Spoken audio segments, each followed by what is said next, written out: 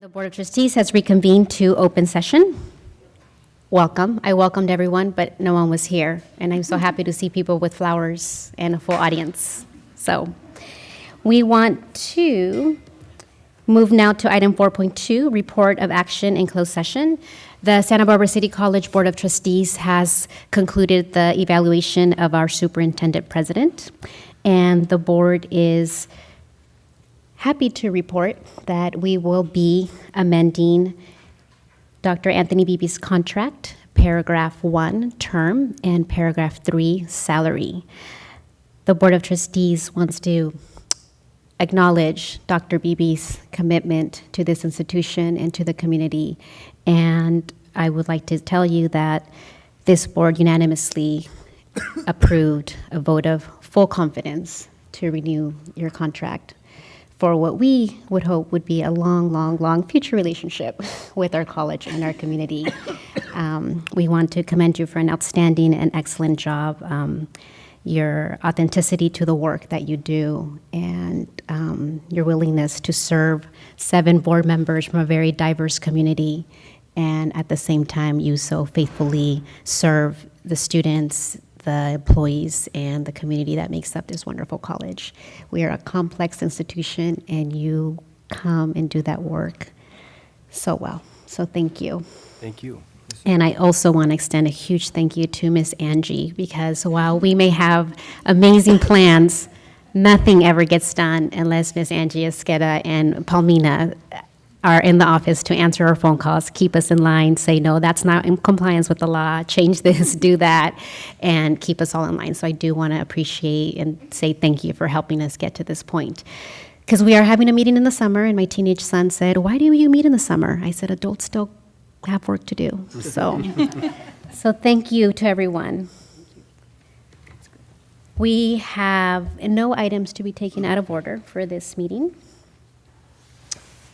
And that brings us to item 5.1, which is the approval of minutes. You got to go back one. 4.1. Oh my gosh, I scrolled all the way down, you guys. I'm so sorry.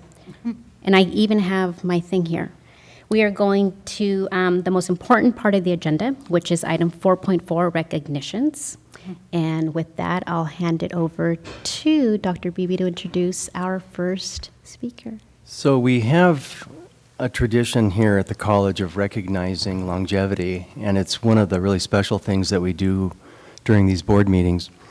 And this particular case, we have Elizabeth Stein, who is our Career Technical Education Programs Outreach Coordinator, and we have Vanessa Pelton here to talk just a little bit about Elizabeth and her time here. So, Vanessa?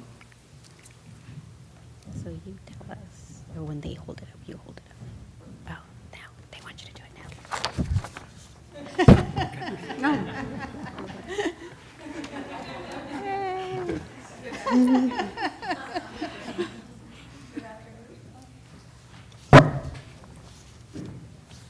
Try again. Okay, there we go. Okay, good afternoon, Board of Trustees and Dr. Beebe. I am Vanessa Pelton, Director of Enrollment Services here at Santa Barbara City College. And it is my honor and pleasure to be here today to recognize Elizabeth Stein and her 15 years of experience at Santa Barbara City College. Elizabeth began her career as the Financial Aid Scholarship Coordinator in 2003. After 6 months, she was promoted to the Financial Aid Advisor for EOPS, Extended Opportunities Programs and Services, and became the Care Coordinator for single-parent students. She then moved to Career Technical Program Specialist and later became the Outreach Coordinator and is now working with Enrollment Services. One of Elizabeth's many accomplishments at the college was the implementation of the SPARK program, Single Parents Arriving Ready for College, a single-parent bridge program that has started during her work as the care coordinator in EOPS. Elizabeth is still involved with the students and teaches Personal Development, PD 107, Success Strategies for the Single-Parent Student. This program is going on its 12th year and currently serves between 20 to 30 students every summer. This year, Spark is the recipient of the Rice Diversity and Equity Award, a true honor to this program, the college, and Elizabeth. Some of Elizabeth's other accomplishments include receiving the 2014 Classified Employee of the Year. She was a member of the College Consultation Group, CCG, for many years, contributing to the development of the current mission statement, completing her master's degree, and of course her biggest accomplishment, being a single mom to her son, Dakota. Elizabeth is an asset to the college with her many years of working and teaching experience. She has built strong relationships with faculty, staff, and administrators here at SBCC and at the local school district. Elizabeth is dedicated to the college, the enrollment services team, and her job. She is professional, responsible, and competent. Her longevity at the college signifies her devotion, passion, and loyalty. Enrollment services and the college is fortunate to have Elizabeth as part of her community. There you go. Congratulations.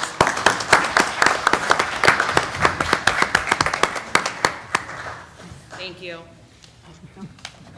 I'm like, I'm not going to say anything. Over the 15 years I've been here, I've done quite a few different things. I've had the privilege to do quite a few different things. I think one of the greatest things about working here is the people that I get to work with. A bunch of my student workers here showed up today, which is great. And, you know, I feel very privileged. I am one of 7 kids and grew up in a very poverty-stricken home. My father passed away when I was in high school, and I had no clue what I was going to do. I knew I needed to go to school, though. Somehow I got that message. And I didn't, for a whole year, I didn't know what to do. And my best friend's brother at the time was going down. He was a little bit older than us. He was going to Hancock. I'm actually from San Luis Obispo County originally. And he said, you know, why don't you come with me? And I'll show you, you know, how to do the process. And so I'm really one of the students that I get to help every day. And I'm really passionate about that. I love what I do. I love the impact that I have on students. And I feel very, very fortunate to be able to do it here. So thank you. You're welcome.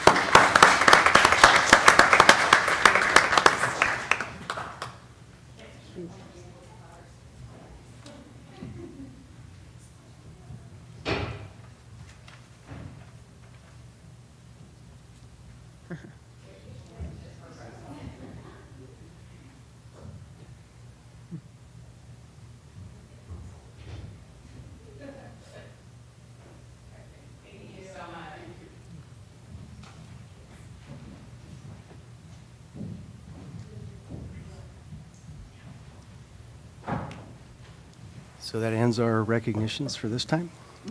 Thank you. I love the props. Yes. And Angie, could you also note in the minutes that Dr. Beatty's contract will come back to the board as required by law at a regular board meeting for approval?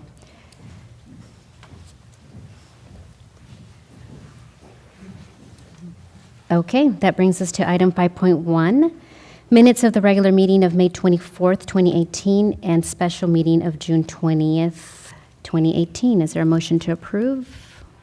Motion to approve the minutes. Second, is there any discussion on the minutes?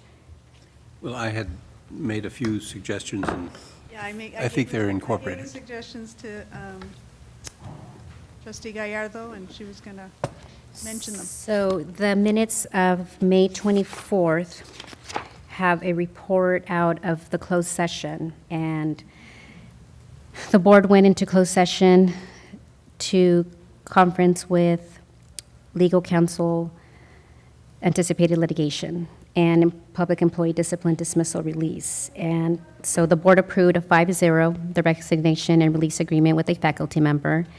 And the second motion before the board, there was a motion to deny an appeal of grievance.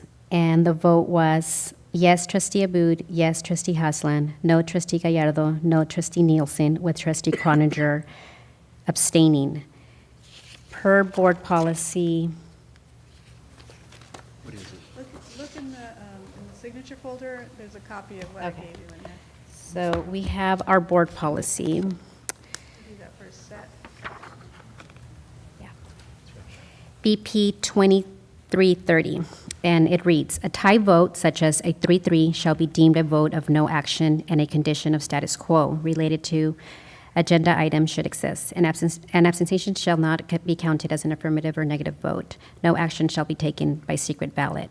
So because we had one trustee abstain, that tie vote then held the status quo. And so the minutes have been amended to include that verbiage from BP 2330. So with that amendment, is the board comfortable to approve? Well, the second had to do with the modifier for the word mitigation. Yeah, I corrected that. Okay.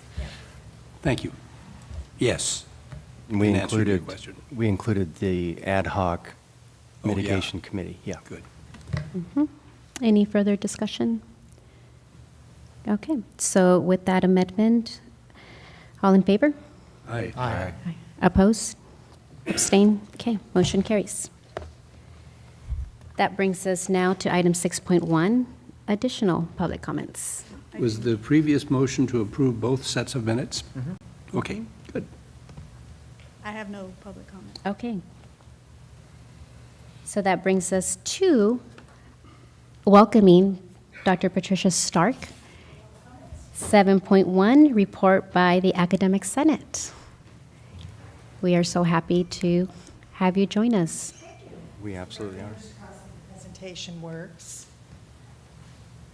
It's on, let's try it. Okay, hi. You've really elevated the, Let me, where did I press? Not the pointer, the arrow. How do I get?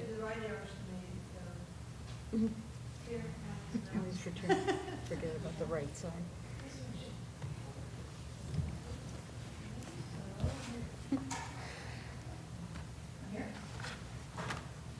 Sorry. I'm a professor. I can't work without visuals. I have to have this. So, the Academic Senate has really not been done anything since the last time we spoke as a group. We meet on July 11th, and then we meet again for an August retreat, but there's really no formal action to report. However, I came of age professionally in newspapers, and when there's no news, you use the opportunity to provide background. So I thought I would take a few minutes at the podium today to provide some background, and I know for some of you this will be repeat, but I'm actually just learning it myself. Oh, is it? Okay, great. So here we go. What I will talk about today is a leadership institute sponsored by the Academic Senate for California Community Colleges that I attended June 30th through June 16th. And I learned a lot, and we had some really spiffy presentations that I'm going to use today to explain the role of the Academic Senate, where we derive our power from, and how it plays out at the college. And this, I promise you, will be fairly short, but I think it really kind of sets the scene. You have to excuse me here. This is my sweet husband. I have never stayed at such a beautiful conference hotel in my life. I just want to say for the record, it was $120 a night, which was unheard of. My husband's from San Diego, so he came with me, and he played golf all day while I attended workshops. This was the view from our 9th floor room. So the temptation to play hooky was enormous, but I was able to resist. Okay, anyway, that's Bill. 28 years married. All right, so this was the opening slide during the presentation. And I have felt like this many days. This was a leadership institute. The enrollment was limited to 2 people per college. They wanted to keep it small. They wanted to keep it intimate. And people who are incoming presidents of our academic senates or their curriculum committees or major committees were people invited. So it was meant to be a boot camp, if you will, for us learning how to do our jobs. So what did I learn? Well, the first things I'm going to show are the so-called skill workshops that informational workshops that we attended. Shared governance, very important. We learned about the budget, including the state budget. Goal setting and metrics, something that's going to be very important moving ahead with our new funding formula. Research, and that's supposed to be data. We didn't have anything on dates. And the Brown Act. It was very interesting. All of my life, I've covered the Brown Act from the other side of the table as a journalist. It's really interesting when I'm the one in charge with making sure that the provisions are carried out. I don't know if I like this. All right. And we had legislative updates, which this year were extremely interesting. Then there were the so-called soft skills workshops, which I actually found really, really valuable. Collegiality, leadership styles. Dr. Beebe, I saw you on the leadership styles. I was able to identify your style. Emotional intelligence, managing workload, and conflict resolution. So I hope you can see those are all things that are going to play really big in the coming year. And just in case, we did not know this, the Ed Code specifies where the power of I don't use the word power, the responsibility, the position in shared governance, where that derives from. And it starts with the Ed Code and then further spelled out in Section 5. Title 5. And I'm going to go through these 10 because I think this is really the core of what my job is going to be in the next 2 years. All of the different legislation spells out that the Academic Senate has primacy over 10 plus 1 areas. And that primacy means that the board, I can't think of the exact phrase here, but that we make recommendations and that we mutually agree on the way to move forward in these areas. Curriculum. Degree and certificate retirements, grading, ed program development, that's a huge one. Standards and policies regarding student prep and success, governance structures as related to faculty, accreditation processes, faculty professional development, program review, and processes for institutional planning and budget development. And then we have the plus 1. And plus 1 is an 11th item that we agree on we negotiate and we agree on mutually with our contract. And at this college, it's faculty evaluations, which is a very interesting situation I'm coming to understand. So anyway, that's where we come from. And when I went to try to find where exactly all of this lives and our administrative policies and board policies, you have to actually go into like 3 different areas. But it starts in AP 2510. AP 2510 refers to our governance document. You go to the government document, and it spells it out here. So this is really all of the boilerplate, not boilerplate, but all the actual official language for why we do what we do and how it's codified into law. You guys don't actually have to read all of that. I just wanted to show you that's where it lives. We look at this every summer. We've already started looking at it this summer, and we revise it every summer, but it is an official document. All right, and finally, I wanted to let you know that the Senate works through 9 committees, and they match very closely, that 10 plus 1, academic policies, curriculum, equivalency, something I've spent my entire day on, because when people are hired at the college, they have to meet the standards that are put out in the Chancellor's Office Minimum Qualification Handbook. Sometimes they do not. And yet the hiring committee or the department chair feels that they still are qualified for the job through a process called equivalency. And our Senate chair is a committee where we sit down and look at these look at these applications and see whether we're willing to grant equivalency. It's very important because once a faculty member has been given equivalency in a discipline, they can teach any subject in that discipline. So it's a very big decision. All of our recognitions, faculty resources is all of our teaching and learning resources, very important committee. Instructional technology, planning and resources, all the money. Sabbatical leave, and a brand new committee, tutorial advisory. And then we also have academic senators serving on all of the committees on campus ed, policies, business services, and the college-wide. I am invited, and I'm happy to attend meetings just this week with the President's Council and also the Dean's Councils. Every other meeting, we're invited to attend that. And once a month, I have the privilege of giving a report to you. There is one piece of news. I was asked to share this with you. As you probably are well aware, the Chancellor's 115th online community college has now become law. The Chancellor's Office is moving ahead with this. Dr. Beebe, you put together a position paper for our legislatures expressing serious concerns. Our academics supported that position paper with the resolution. So did the State Academic Senate, because we're very, very concerned about duplication of programs. This is already happening in our medical coding program. And so there was an article that was put out, once again, with inaccurate information about how this is the first program in the state to offer medical coding. Dr. Beebe actually contacted the Chancellor's Office directly to ask them to create the inaccuracy. Dean Neufeld stood up in front of 800 people at an online conference and, I don't want to use the word challenged, but raised a concern again. So we are monitoring this. I think we're all pretty united in our feeling that this needs to be closely watched. So thank you. Thank you very much.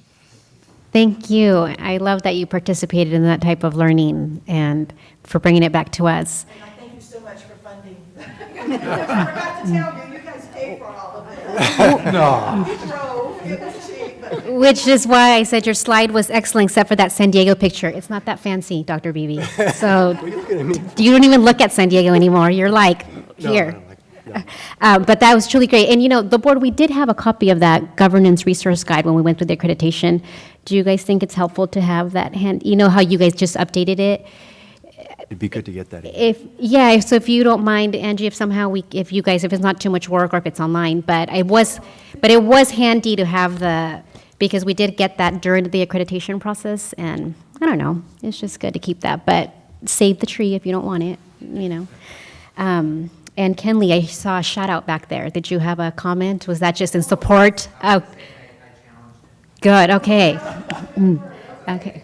Well, and that health coding is really quite something now, because as insurance agencies it's become this massive complex way of when you get lab work and XYZ, and so our students are learning this whole new field.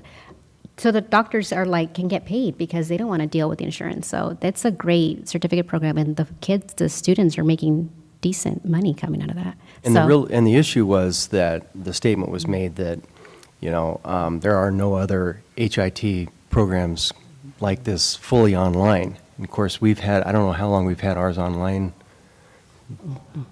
Yeah. A long time. Yeah. I learned of it from a member of the community who was just over the moon about it so you guys have been on this for a while. Yeah, oh yeah. So good job. And Josh is not here. And Liz faithfully was here at 3 p.m., just so you guys know. She's our biggest fan. Because for those of you that don't know, besides the wonderful report, Liz helps with the behind the scenes to get this meeting going. So we thank you, because we also would not be here if you didn't show up. Well, no one may hear you if you don't show up, but good afternoon, members of the board. Even though it's on break, the Classified Consultation Group has met, and we're going to meet again in July. We're discussing we're reviewing our structure. Unlike the Academic Senate, AB 1725 did not give the classified a definite structure. It left it up to each group to create their own, which we've done and are continuing to evolve. And this last meeting, we talked about the RAP committee and the recommendations and the need for some of the positions on that, like the custodial positions for the new building, maintenance position. We lost a maintenance man. So there are some very important positions that need to be filled. And we talk about guided pathways. We talk about the funding formula, which could be an important asset for the college, I should say, once we find out how it will work for us. And as staff help in the success of students, I feel they've participated partly in that, and one of the factors in the formula. And the other thing we're doing on the union side is we just started negotiations. We've had one meeting, so we're going over our proposals. So we'll be working with that probably the rest of the summer. But hopefully we're using the interest-based, so hopefully we'll come to a positive conclusions. So I'm sure I'll be coming back to you with that as time goes on. Any questions? Jonathan, would you move your microphone a little bit, because it's in front of, that's yours, yes. And Peter, yours is over. Told you guys, she had They all a got really moved a important little. job. That's yours. Okay, now I think we can hear you back. Thank you. See what I mean? So even though we're here, it's like we're not here. No one even knows they're here. Thank you, Liz. So now that brings us to item 7.4, report from Superintendent President Dr. Anthony Beebe. Well, thank you so much, and I just want to tell you how much it's been a treat already, even though we've just had a few meetings working with Patricia Stark. She's jumped into it with both feet and already making a big impact. So I just want to thank you publicly for that.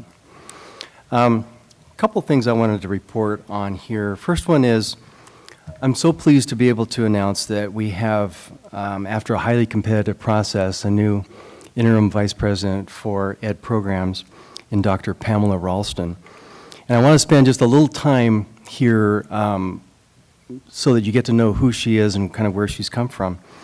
She has an extensive experience in higher education beginning in 2000 as an ethnic studies lecturer at the University of Washington.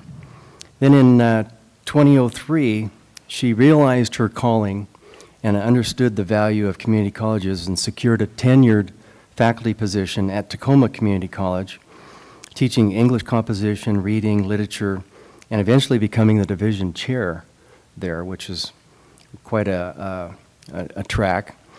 In 2008, Dr. Ralston accepted a dean's position at Cuesta College, overseeing arts and humanities and social sciences. And in this role, she was responsible for supporting the faculty and programs of 6 different divisions.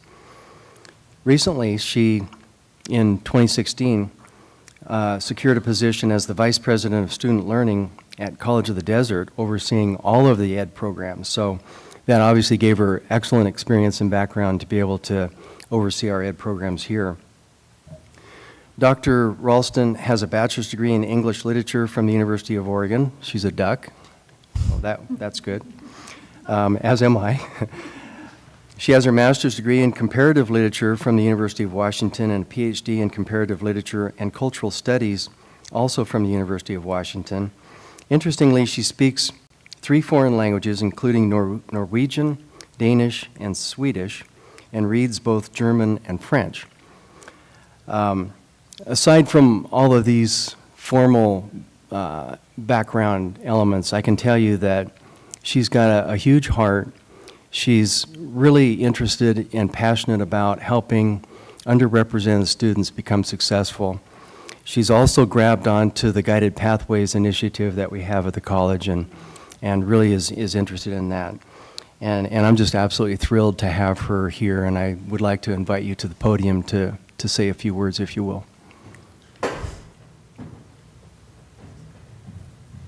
We can probably give you a round of applause while you're walking up. Now. Thank you very much. I am really honored to join Santa Barbara City College. For the last 10 years, Santa Barbara City College has been one of those best practice places that I've looked south to and then a little west to over time. And so it's a really wonderful honor to join colleagues such as this. It was great to hear Liz Stein tell that story about how she came into being to work in community colleges, and almost everyone has a story like that when they join community colleges, a moment of dedication and commitment, this clarity that this work is possibly more important than teaching the top 10% of students who land in fabulous universities, because we get to teach students who become that capacity over time. And so it's really thrilling for me. I'm particularly excited to get to work with the deans and directors team that's established here at the institution, just incredibly fabulous people. And the president's cabinet is a wonderful, interesting, and engaging group. And so I'm really honored to get to serve Dr. Anthony Beebe and to be able to work with all of you. So thank you very much. I appreciate it. Thank you. Thank you. Welcome. Thank you, Pamela.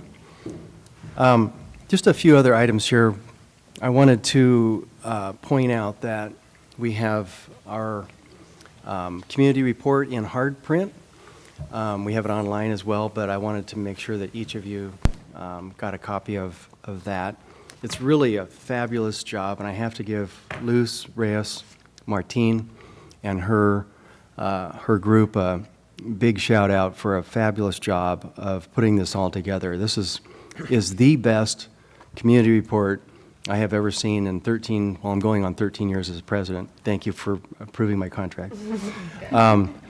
But really a spectacular job with this report. I'm thrilled with it, and thrilled to be able to highlight all the great things that this college and the faculty and staff are doing. So really wonderful. My last item for my report has to do with a celebration that we had this last Saturday, June 23rd. It was a celebration of and a dedication of our West Campus building, our new building on campus. We had about 100 community members, faculty, and staff that joined us in this event. And an important part of the celebration was really thanking the taxpayers of the district who back in 2008 voted for Measure V, which was the facilities bond that made the West Campus building possible. And I say that because we don't take that for granted. We take that very seriously, and we are extremely grateful to the taxpayers of our district for providing all of what they provide for us at this district. We know that the faith and trust that the community has in us is a very serious thing, and we take that all very seriously. We are so fortunate to be able to have people in this service area from Carpinteria to Gaviota that understand the value of education and the profound impact that this college has on this whole region.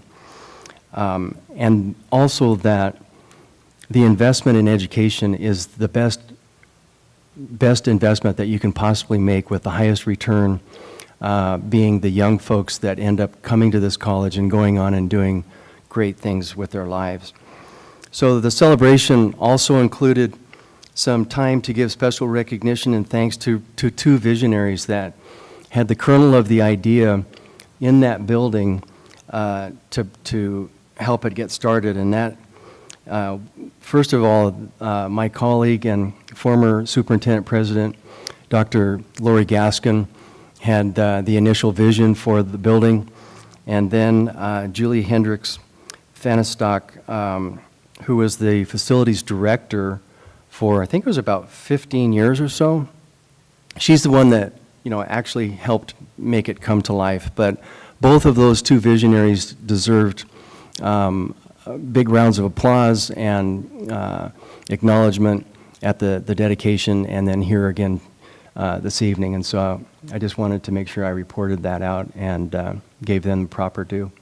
Yeah, and I just want to echo that it was a beautiful award. I don't know who designed or put it together. Lindsay, yeah, good job. But I was most impressed with, you okay?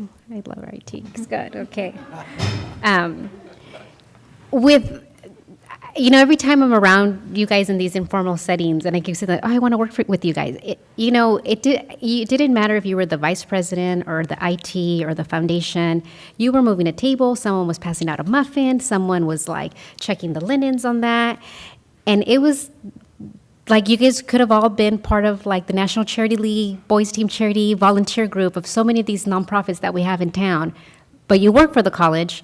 But you were so happy, and it was early in the morning, it was kind of foggy, and Lindsay, you were wearing pretty heel, like you were all dressed up, and you were like moving tables, and I thought, oh my gosh, this is like amazing. This is, I want to be here, and we show up here, to volunteer, and we do what we do, but it is admirable to see the authenticity by which you guys do your work, and that you so lovingly did that to serve people, and it didn't matter who you were, and there was no titles. It was just like, that needs to get done, let's do it, and so call me and I'll bring the kids and we'll volunteer with you. But so thank you, because that's a big undertaking to put on these events. I appreciate you recognizing Lindsay and her team. They really did a fantastic job. Yeah. And you noted that we're not going in enrollment, but everybody wants to sign up for classes. I don't know if they're going to go, but they just want to sit in that room and look at the ocean.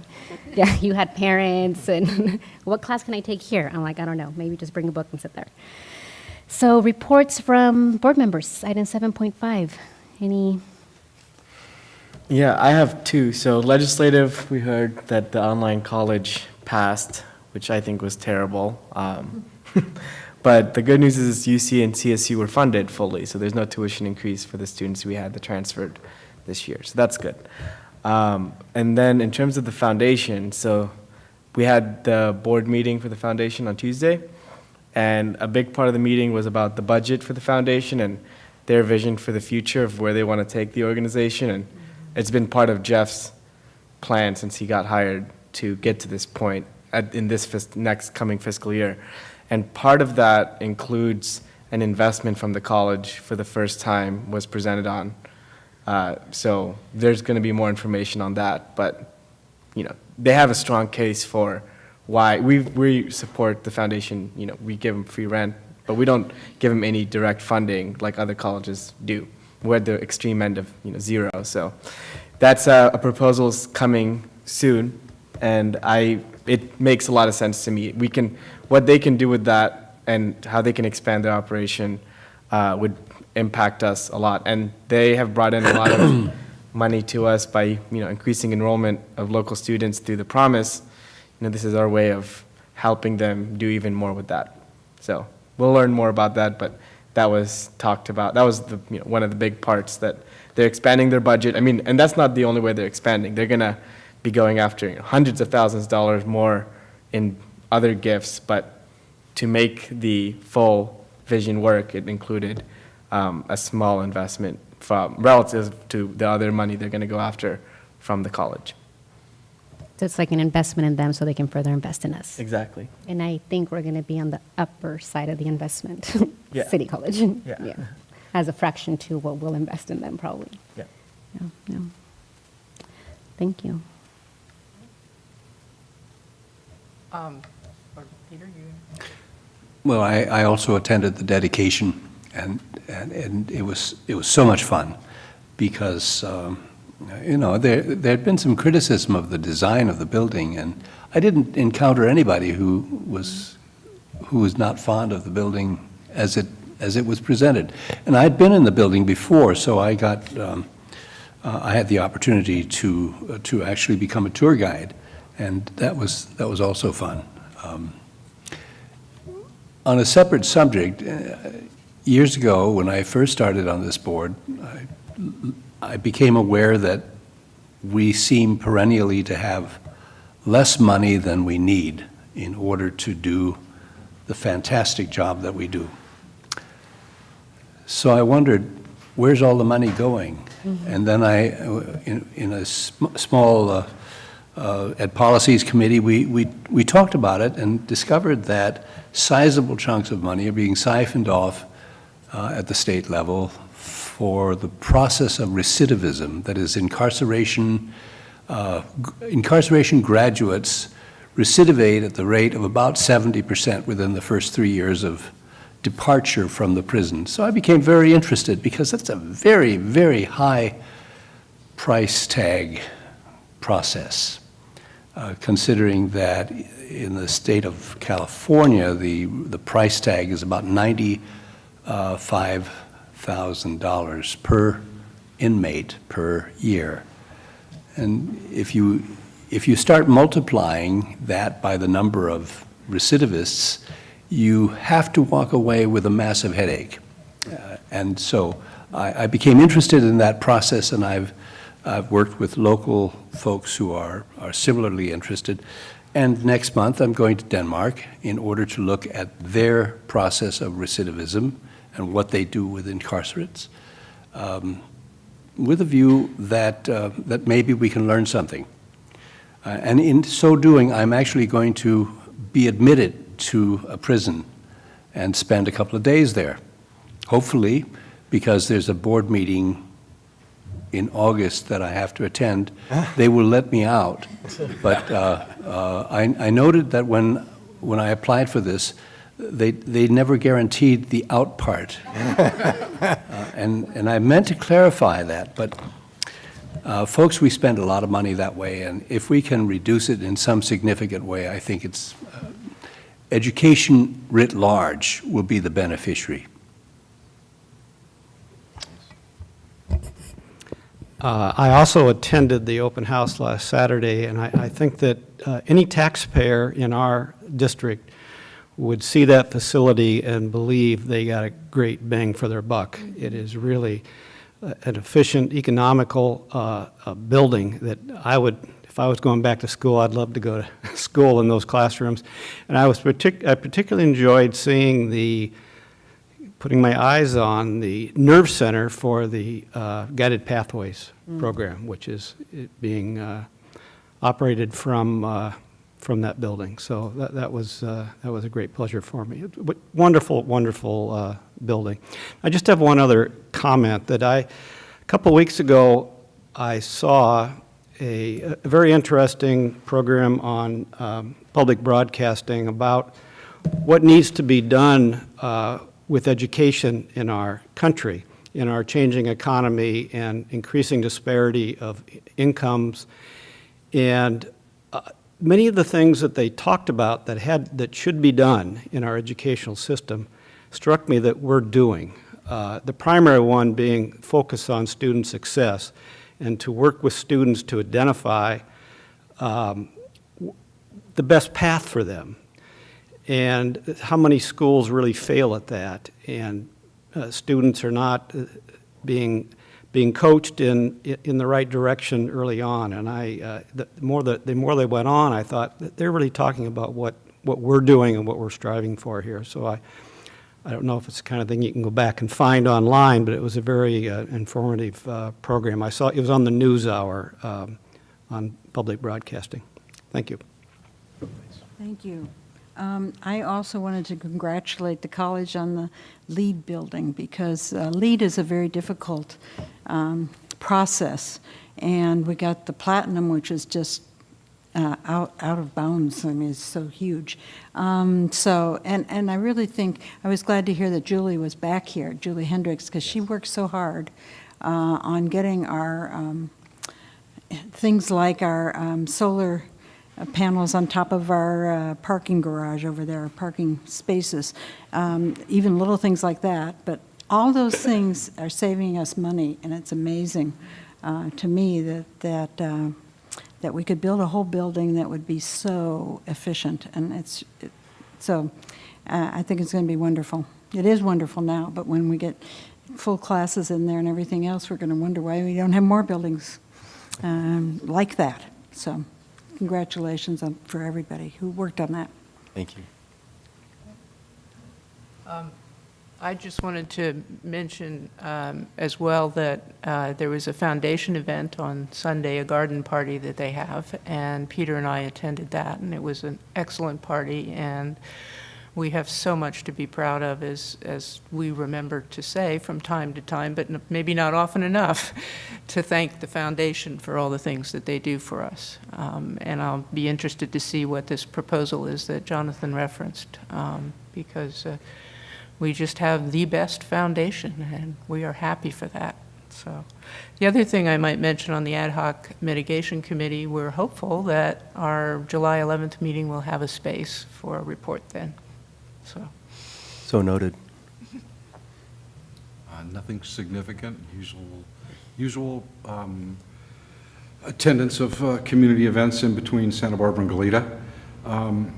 I have been at the Elks Club a number of times in the past few weeks, and there's a noted actual interest in the college here and what we're doing, and I was very pleased, because when I was to hear that and to get that response when someone told them that I was on this board, and I got some attention and they came up and talked to me, and I thought, this is pretty neat. And then there were certain topics that they were very interested in, and I'm a bit of an advocate that we can probably find ways to do a better job of interfacing with our community, with the district at large.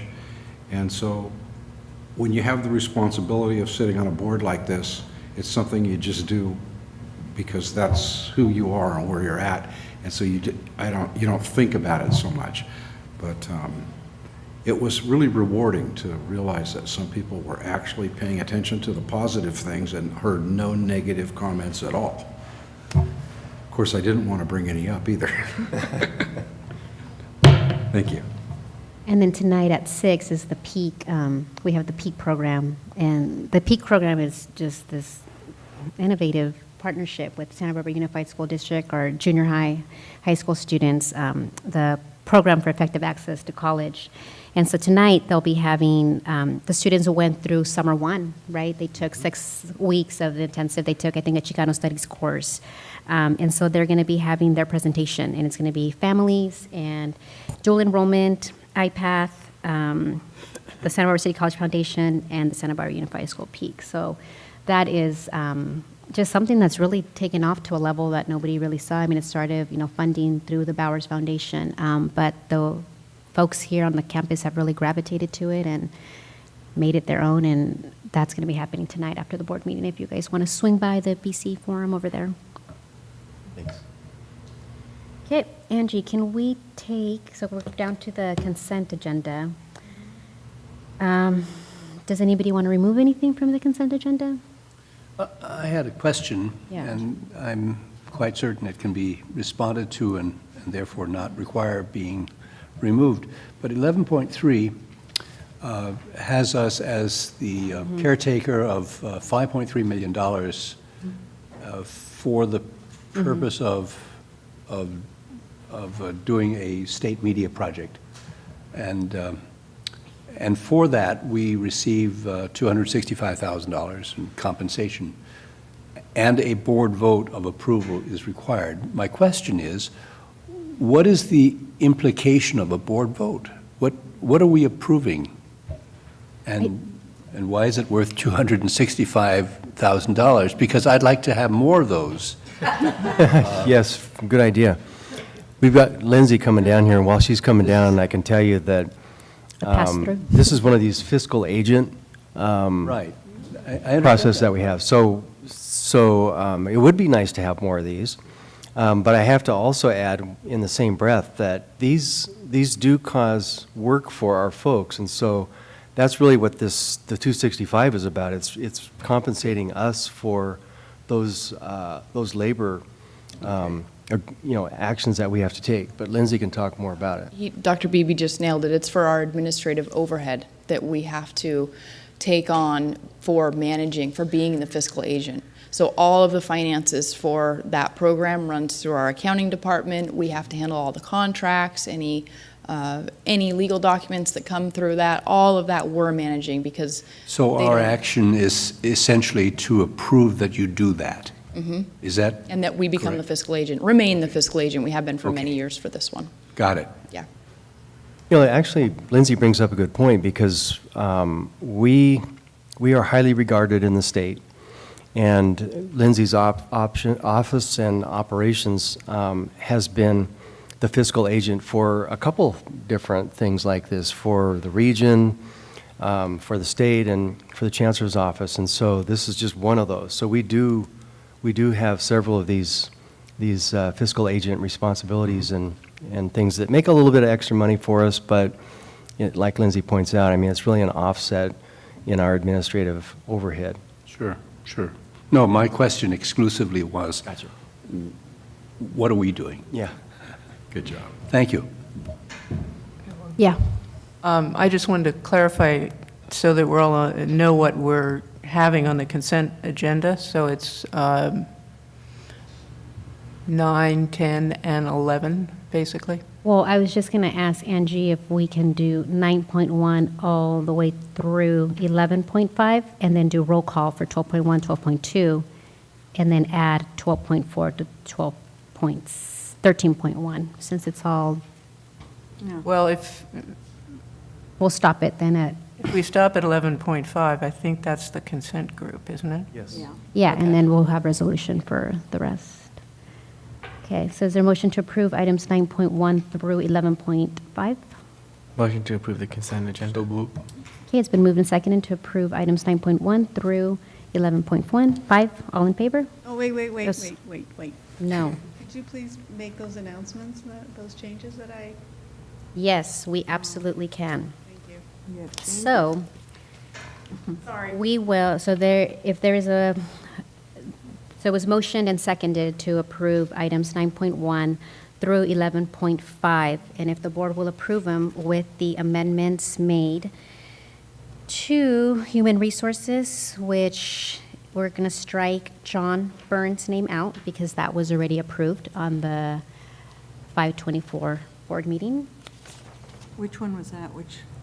It's the Human Resources. Recruits and volunteers. Thank you. Is that 9.2? 9.3. 3. Oh, And there is an assignment to perform in pit orchestra for theater group at SBCC's production of Grease, and that is for the amount of $2,000 instead of $19,000. And a date change from, And then the date change from 6/30/19 to 7/31/18.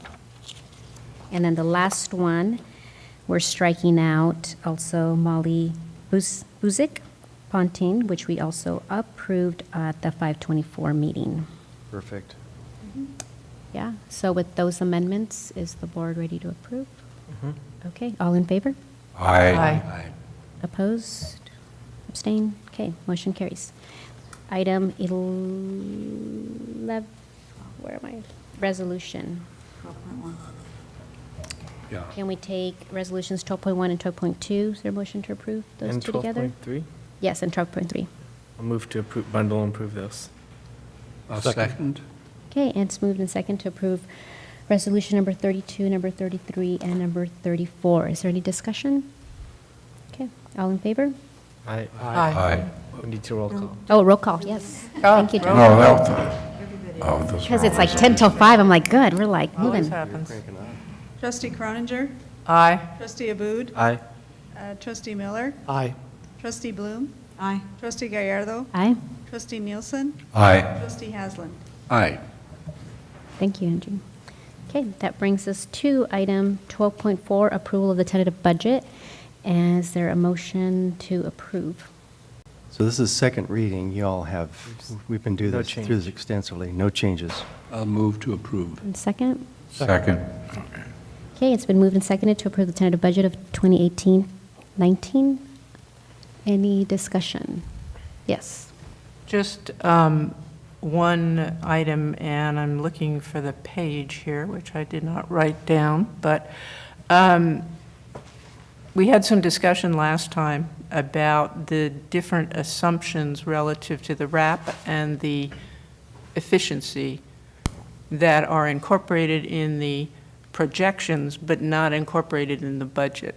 And I'm still asking, when we get down the road and we know more about our budget, that we seriously consider including them in the budget, because I think that what happens is we overshoot or undershoot if we don't, and we're looking at two things that are not apples and apples, and that's making me feel like I don't understand the budget. So I'm just asking that we consider that as part of our later process this year. We can do that. Yeah, that's, so the wrap, The RAP and efficiency assumptions into the budget that we ultimately adopt. So when we get to the next year, we look back, we say, did we do it? Did we not do it? It's part of our thought process for how we put this budget together. looking at actuals compared to projections Right. and making sure that, you know, we have some Right. way of tracking that. Yeah, I hear you. Lindsay and I have talked about that. Okay. Yes. Am I correct in assuming that even though we vote in favor of this, it's a preliminary budget, Oh, yeah. because all manner of assumptions are going to change, and that you're going to come back to us and say, we have a new document? Yes. That, You are absolutely correct, Dr. Haslam. The wonderful world Lindsay lives in. Yeah. So we don't have, what Dr. Haslam's referring to here, we don't have the state simulations from the Department of Finance yet. We don't have the actual calculations for each one of the elements that make up the revenue side of our budget. And, you know, we're expecting those hopefully sometime this next week. But even when we get those, we're going to be having to do, you know, lots of different calculations and in trying to figure out exactly what we have. So it'll take a good part of of the summer to actually put the projections together in an accurate format. So this is the final version until the next final version. So, You can look at it that way. yeah. Okay, any further discussion? Okay, all in favor? Aye. Opposed? Abstain? Okay, motion carries. Item 12.5, Proposition 30, EPA expenditure report for fiscal year 2017-18. Is there a motion to approve? Motion to approve the EPA report. And second? Okay, it's been moved and seconded to approve the Prop 30 EPA expenditure report for fiscal year 2017-18. Any discussion? Okay, all in favor? Aye. Aye. Oppose? Abstain? Motion carries. Item 12.6, approval of the 2020-2024 five-year construction plan. Is there a motion to approve? Motion to approve the 5-year construction plan. Second? Peter and Jonathan are on it today. Okay, any discussion? Yes, Marcia.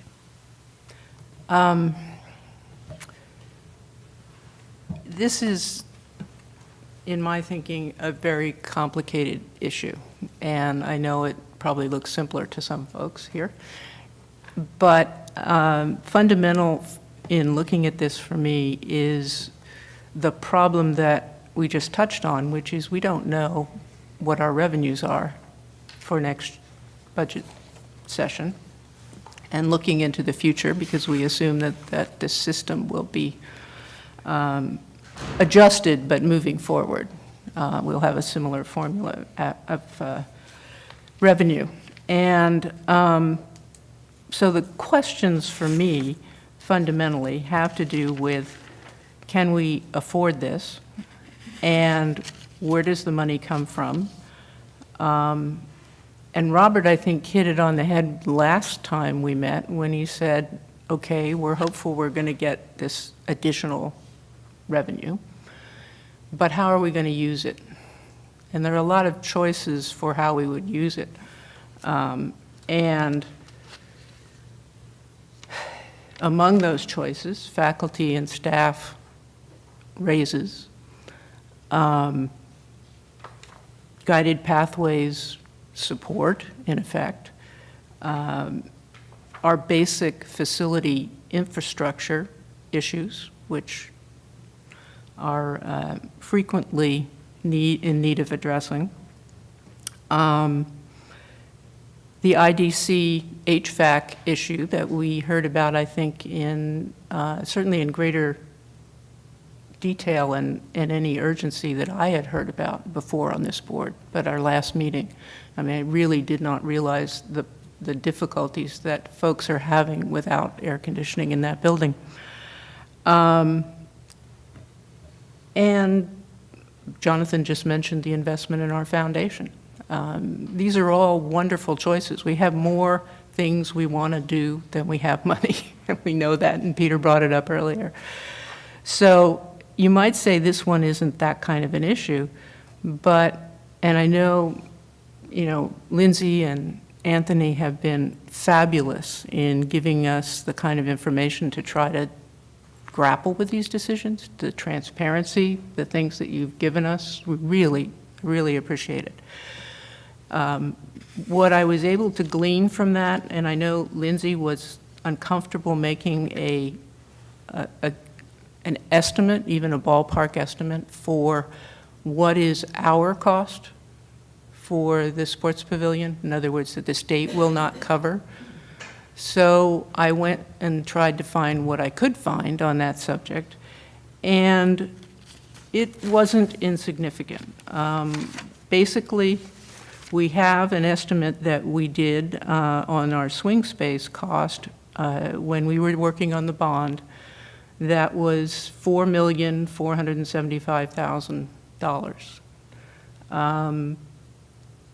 I'm guessing additional project management, because our very excellent project manager does charge more for that, and they were 40% over budget in the campus center.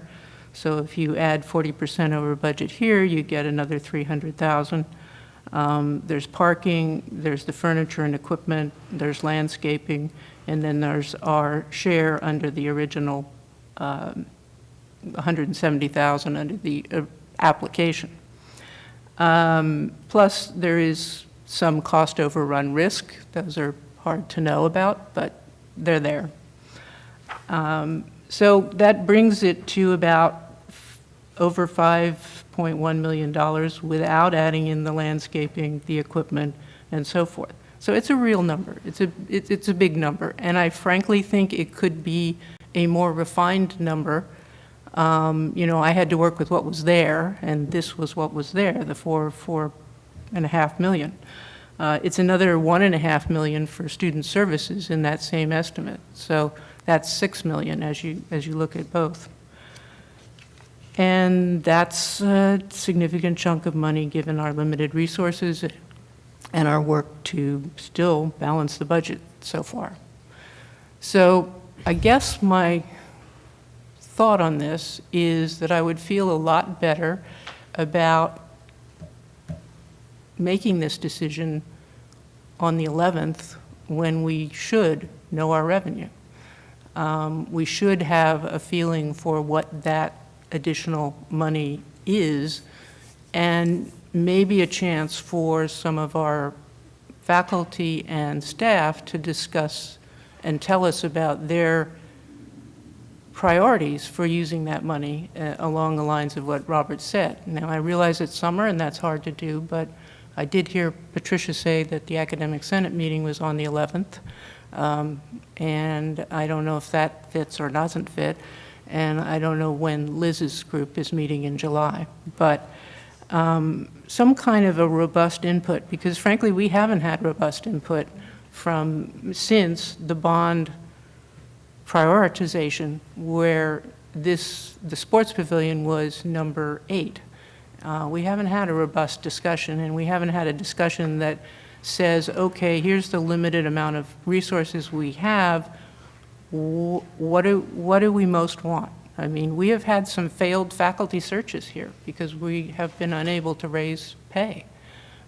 So for me, that's a priority, and I want to kind of come to terms with that. So that's my proposal, that we basically move the decision to the 11th. We have to decide, we have to put it in by the August 1st. So. Thank you for that, Marcia. From what I took away from when we had the presentation was that this is a plan, and people make plans, and then our steps will be directed in different ways. And so, number one, it's required that we approve this. I think to move it, anytime we move anything, it's like a little domino ripple effect, because we don't operate in, I mean, we don't physically do anything. You know, I mean, we do, we think we're here, but we don't physically do anything. So moving things around gets tricky. I share your concerns and reservations with money, and I think we all do. That's been the thought and the thinking that we've been at. What makes me comfortable proving this is that Guided Pathways is such an important initiative for the students. And the sheer layout of the Student Services building is a barrier to the student success right now. And, you know, and I have an ambitious daughter who wants to do everything on her own, but me being a parent, sort of like standing by the side, looking at, trying to go through this window, and then the big line around the cashier's office, and forget financial aid, wrapping all the way into human resources, and then trying to get the Career Center. It's just a layout that was built for shelves and libraries and catalogs back in the day. All the drawings you sent us, Lindsay, the Google Docs, all that stuff, I mean, it was, I think, useful information. I would have to be more of a civil engineer and all of that, and I looked through it. Where I'm standing right now is I am trusting that Guided Pathways is what we're focusing on, and that these facilities are the infrastructure for that student success, that when students walk on campus, our employees can seamlessly work with each other, and EOPS doesn't have to feel like they're barricaded because financial aid students are all lined up in the hallways. The function of that building is just, it's not very good. And for those of us that were at the West Campus Center on Saturday morning, gosh, sitting in that building and knowing that some faculty are working in those offices versus the PE building, I even thought, gosh, what if we had a board meeting at the PE building and then a board meeting at the West Campus Center, and then we then get a sort of user experience because the faculty gave us their perspective, and I thought, well, we use facilities, So yeah, I share in that reservation. I'm comfortable moving forward with this because it's a plan, and we're not approving like a contract to build anything. But what I'm thinking about is the larger student success goals we have. And if we delay any thought or continued conversation, then those are more students that are going to be out in that parking lot wondering, which building do I go into? And why is ESP all the way down there? But then why do I have to go way over there for that? And these, even just having adjacent folks that need services related to one another, that they would be there in terms of building collegiality. I know people around here love each other, but getting these departments to work in tandem together is such a big thing for me. And like I said, I never thought that I'd be a parent so soon. I was thinking in 5 years, but my kid loves this whole dual enrollment thing, is coming to campus. And now I'm watching it and I'm thinking, oh my gosh, yeah, this is kind of a big deal for kids going through. So that's my thinking, as a parent, and just for my vision of what I really think that these buildings should be for students. And they deserve to work in excellence, and they deserve to learn in excellence. And I know we want to give them that, and I know that is your heart too. But I think it's going to be okay. I think it's a plan, and our steps may be directed differently. I don't know. Well, just to clarify, I didn't even mean to cut you off there. I was just going to say, just to clarify, I am in agreement with you that the Student Services Center should be the heart of Guided Pathways, and that my view of that building is that it touches all of our students. Really, my concern is more centered on the sports pavilion. That's the one that was number 8 on our list, and it touches 6% of our, it's 6% of our FTES, which means 94% of our students are having classes and learning elsewhere. So I don't feel like we're having the impact that we would have with student services. So I'm not worrying about student services so much. I mentioned it only because it's another element of money. It will require its own money for swing space and for all those other uncovered elements. I thought of the PE building too, and one thing that I talked about is building our collective capacity with our faculty and our staff. And I was starting to think of, okay, well, we have learning spaces for students. What type of learning spaces do we have for faculty to come together? And do we have venues on campus by which the whole campus community can come together for things like the all-campus kickoff? And what type of presentation can a foundation superintendent president give when you have all of your staff? And the campus, the sports pavilion is really one of those few facilities on this main campus where you can put the collective community, your classified, your teaching, everybody coming together.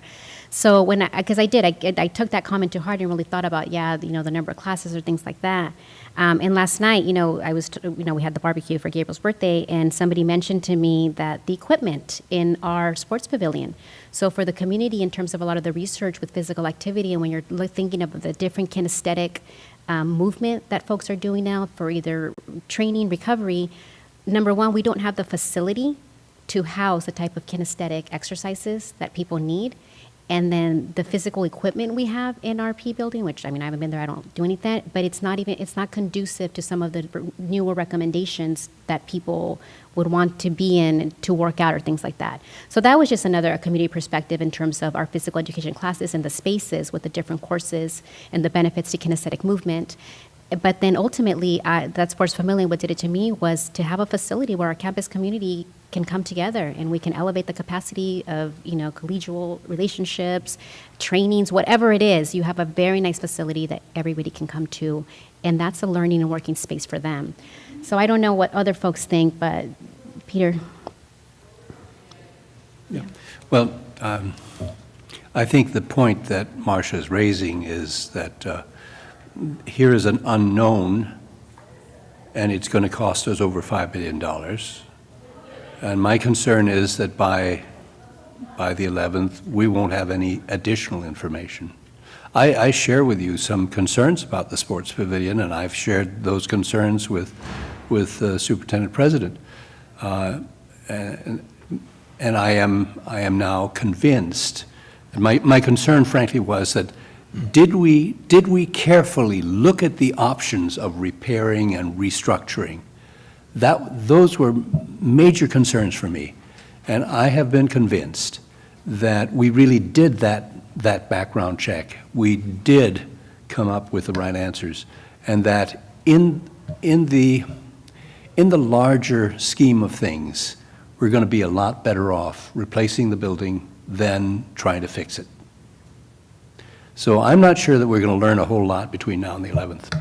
I'm suggesting we learn our revenues. I thought we were hopeful that we would know that by then. Tomorrow, I think. We'll know more about, on the 11th, obviously, where we are with the budget, but it's not going to be that rock solid in terms of being able to put together projections and some of the other things that are involved. I mean, this is a massive overhaul in the funding formula for community colleges in California, and I'm not sure that we're going to know exactly how much more we're going to have or how that's going to work out. So I can't make any promises. I don't know. I think Lindsay's saying no.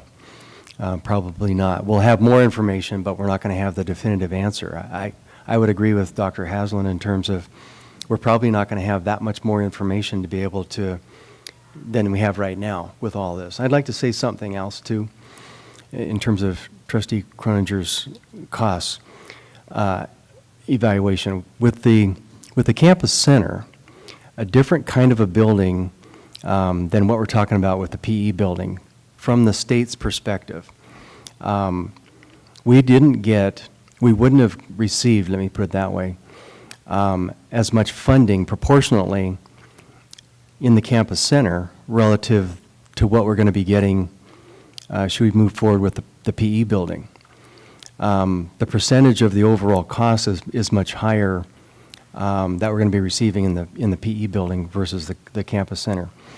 Yes, we do have some risk in those additional areas that you talked about with swing space. The swing space costs, though, I don't know if you can compare directly with the swing space that we calculated for the campus center. I mean, that versus... I didn't use that. I used our own estimate, which was what was put forward with the bond for specifically the sports pavilion. Oh, okay, I'm not sure that still That's where the would number hold. came from our own estimate. I mean, I didn't make up any estimates. I just looked for what we already had. Yeah, Lindsay, you might want to come down, but I don't know if those particular proportionate amounts would still hold now based on the recalcs I that would Eric expect went it's through. a pretty rough number. And, I'm not suggesting it's anything else than that. Just that it was big enough to be worried about. The other thing you mentioned how much FTES is generated, excuse me, in the sports pavilion classroom areas. That's a function of programming. And when you have a building that, has various problems with the boiler, with other things, frankly, we don't always maximize the use of that building just for some of the dysfunctionality of the building itself. So in some ways, it's circular reasoning to say, well, we don't have as much FTE generation in the building and use that as logic for not pursuing the building when, if it were a new state-of-the-art learning environment with different types of functionality and things, we would lean more towards, obviously, a newer building, putting more programs and classes in there.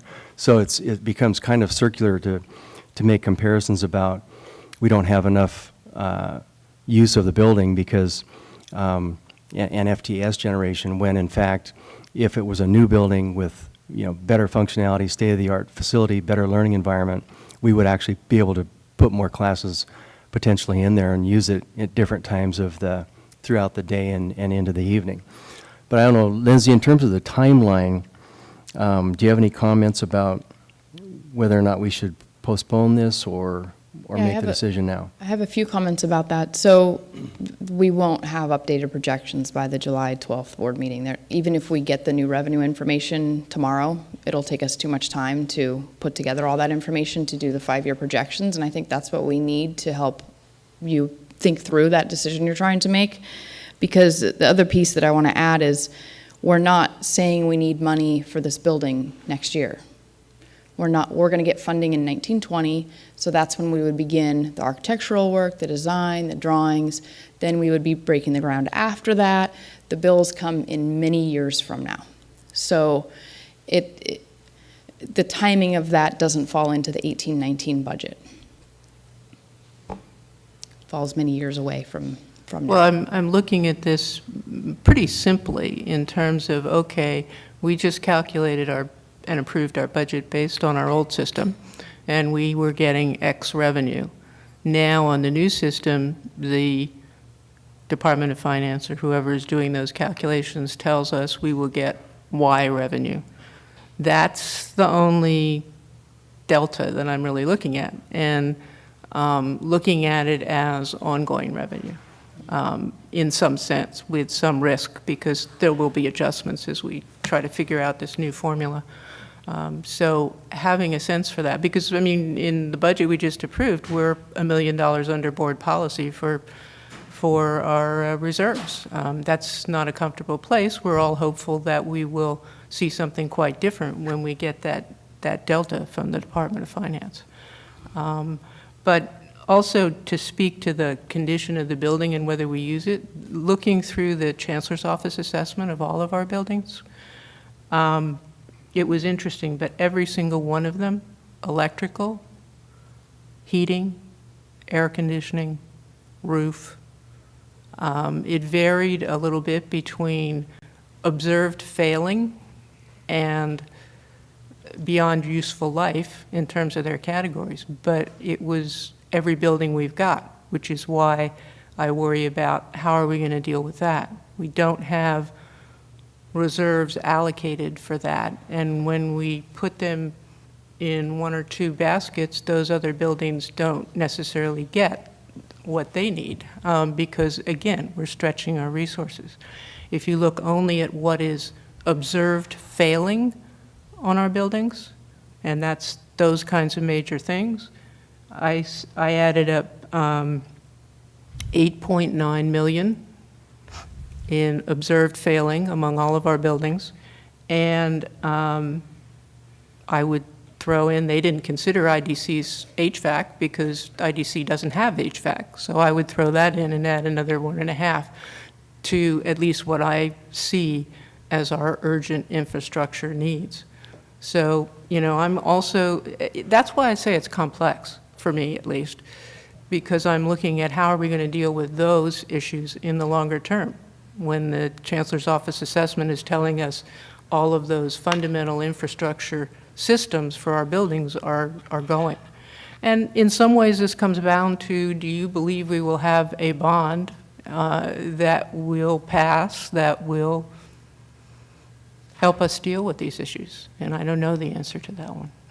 Well, I can tell you one thing, that we have an obligation to the citizens of our service area to exhaust all possible financial mechanisms to replace these buildings with statewide money before we go to them and ask them to fund any of these buildings. And I think that's really what we're talking about here, is being able to take advantage of money that is being offered to us by the state of California, all taxpayers, and not just tapping into a solution such as a bond to fix these buildings when we have an opportunity to not have to go there for these particular projects. And I agree with that, absolutely. But I also care about the statewide taxpayers because they are our taxpayers as well. And, you know, I just feel that the best use of taxpayer money is important to all of us, I'm sure. Did you have a thought, Margaret? If I could have a point of privilege here a little bit. Is it possible for each of us to have a turn talking? Because otherwise what we're doing here is we've got an argument going back and forth here and over there, and I just feel like, you know, Craig, I haven't talked, nobody else, well, Peter got to put put his way in there a little bit, but it just seems like we I should. put a period at the end You of were the good, sentence. yeah, there. He made a sentence and he finished it. So I just would like to wonder if Certainly, we either Trustee go Bloom. down the line or do Yeah, something. you can go, Trustee Bloom. Oh, I can start. There you go. I think it's very important that this board have a plan.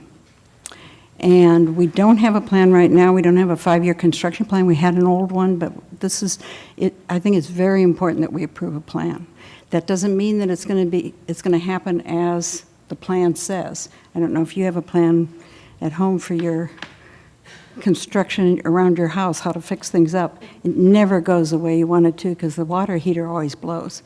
So, this is so much more complex. I'll agree with you on that. But I do think a plan is important.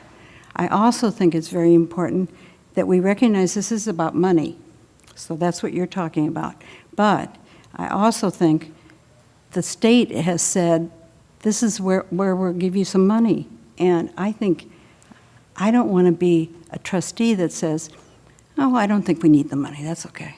I would never say no to that. It seems like we should fit it in somewhere as to how the state is saying they'll give us a lot of money, not a little bit, for a building that we really need it for.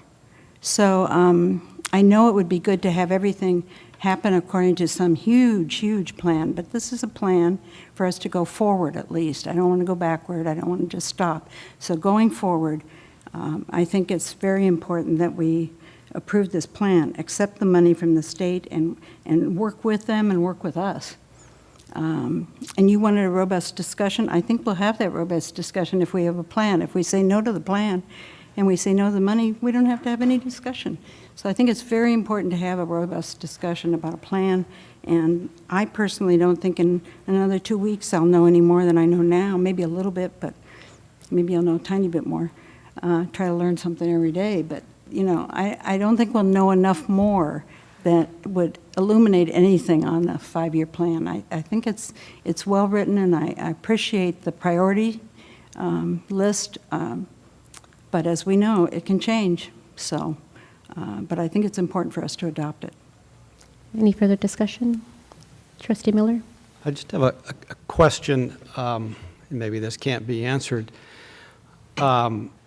I know we're some weeks away from having some certainty about the additional revenue that we will have, but is it a virtual certainty that it will be more than we currently have in the budget? That We're pretty comfortable that it'll be more. Yeah. Trustee Booth? I have like 5 points that why I'm supporting this. The first one is that we hired Anthony, and his job is not to screw us over, the college over, and I don't think he wants to do that. I don't think he'll ever do anything that puts the college in a bad financial position, because, it would be on him, and I trust him to not do that. And so that's why, that's one thing. But also the money's coming from a category from the bond that people already passed that's for this kind of building, and it was less competitive, so even if we have other buildings that need help, this was the easiest money to get, and we might as well get the money we can get instead of competing in the other categories. Also, there's this concept of induced demand, so if you build something better, more people will use it. I might not want to use the worst building if I'm just a member of the public. Another thing is physical health is just as important as other things like the academic portion, because if you're physically healthy, you're more able to succeed academically. That's common sense at this point. And our workers deserve a better place to live, or a better place to work. I think if we want to do a bond in the future, the fact that we have been planning and doing other things to make our buildings better justification to the voters saying, we're not putting it all on you, we went and got the state money. But also, the voters here already passed this bond. This was a bond in 2016, state level.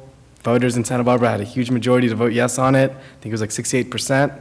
So they deserve to get some of that money back that we're already being taxed on. So if this is the best way to do it, that our staff and consultants have identified, I'm not going to be the one, I don't work here. like Veronica says, I don't do anything here except vote. And they spent all their time to figure this out and brought it to us. And unless, there's no reason for me to think that there's something like, I mean, trustees have a job to make sure that things are going reasonably well, but I have no reason to think that there's like some mass oversight or something going on that's like, malicious to pass this money. This looks like a good proposal by our staff, and so there's no reason for me to vote no. So I'm going to vote yes on this. Trustee Nielsen? I don't want to repeat really anything anybody else said. I'm basically uncomfortable, been uncomfortable with this and given it a lot of thought. And, yeah, and I don't want to forego or give up state money either. And I don't care whether it's local or it's state money so much, it's taxpayers' money. That's just the way I look at things. But we're here to represent our local district. And I agree with what Marty said, we have to have a plan. So all plans maybe aren't the exact same kind of planning. We had previously, and it got kind of mixed up and everything, like plans often do, but we were working on, at one point, a facilities master plan where we knew where we were going and what our priorities all were. And this plan is like sort of newly established priorities, but it's but it's not really our priorities, this plan that Lindsay put out, and thank you, by the way. That was really good. I appreciated that. That helped. I wish I would have had it a week ago. And you probably wish it would have got done a week earlier, too. But the Student Services Building, in the about 5 years, but almost 5 years now, I thought that was the most pressing need that we have for facilities, is getting that building done. Because it's just too crowded. You got a 10 by 10 foot closet and you got 3 or 4 desks in there, and they're trying to help students at every desk, and I don't know how they get the job done, but they're doing a pretty good job. For me, that's really a high priority, and I wish we could get this money and then we could get that done first, because that's the real need. So what I'd like to see and haven't seen is, this is great because it's a plan, but how about, a list of what's the most urgent need? And then I'm not even going to ask how it got so convoluted that we went to the bottom of the list and put that up first because that was the easiest money to get, or it just happened. I don't know. I don't want to turn it down. I looked over this stuff again last night, and I thought, this is convoluted. There's got to be a way we could talk to the state and say, we want the money, but you got us spending it on the wrong thing. It's not really hitting our biggest need. But yet, I guess that's impossible to do. That's what I think is the right thing to do. But if we can't accomplish that, then I guess we have to work with what we've got. That's my biggest concern, is like, this is the big glaring need, but yet we're taking money to fix something that's not the biggest glaring need. And I'm thinking about the students and what we could do with that, with the better facilities where we really need it, where the head count is, where everybody has to pass through that funnel. And so regardless of how I end up voting, because you guys are you've just about changed my mind, but I had to be able to tell you that I don't like it. I don't like the way it came about, and I'm uncomfortable with the fact that we're upside down, it's backwards. It's like the need's here, and the least need was here, and then we're putting the money over here. But it's not all under our control either. We have to operate within the confines that we have to operate in. I guess I've made my point clear that I'm not happy with the way this is going. And if I vote no, I'll be in the minority, and it will be pointless anyway. So at least I got to tell you that this is wrong, and I want to see, in my view, and it's not your fault, Dr. Beebe, or anybody else in this room. But, so I'm not trying to cast blame and say people did wrong things, but we let the process fall apart over time, and this timeline goes way back before you came here. So maybe we're correcting it now, but still, even then, that was the biggest need. And it got convoluted because it could get money for the student center. Okay, and then we turned that down because it wasn't the right place to put the money, and I agree, because we would have had to add a lot more to it. So it wasn't financially feasible, not really, it was very risky. I still think there's more risk than you, I think this gym, the new physical education facility is a lot more risk than what we're talking about here, but still, we got more money and a bigger percentage, so the odds are better. I agree with that point. But I don't agree with what was said earlier, and I forgot who said it, about the environment in the new West Campus building is so much better than the gym building, and even with the new gym, it would be just as good. Well, we can't, with the budget for that new PE building, we can't make it LEED certified. You know, that takes more money. So maybe some miracle can happen and we can make that work, but I don't think that it's going to be a real pretty, fancy place. And we can't make it bigger. We can change the inside of it, how the space is allocated, but we can't create more space than what's already there. The square footage will remain the same, and we can't control that unless we pay for the difference, I guess, which we can't right now. And in any event, if we were to do that, we would need to spend the money on student services, because that's our biggest bang for the buck as far as a better product output, which is why we're sitting around here discussing this, is the proper use of the money. Everybody that spoke had very valid points, from Marty, especially Marcia. And I'm glad I got the chance to put my 2 cents in there, because if all I get out of my 2 cents is some kind of a commitment or an emphasis put on a facilities master plan that's based on something other than where we can get the money for, because I'm interested in a facilities master plan that's focused on how we can put out a better product, how we can better serve our students. And I don't care how you massage the physical education building and that you can use it better if it all works.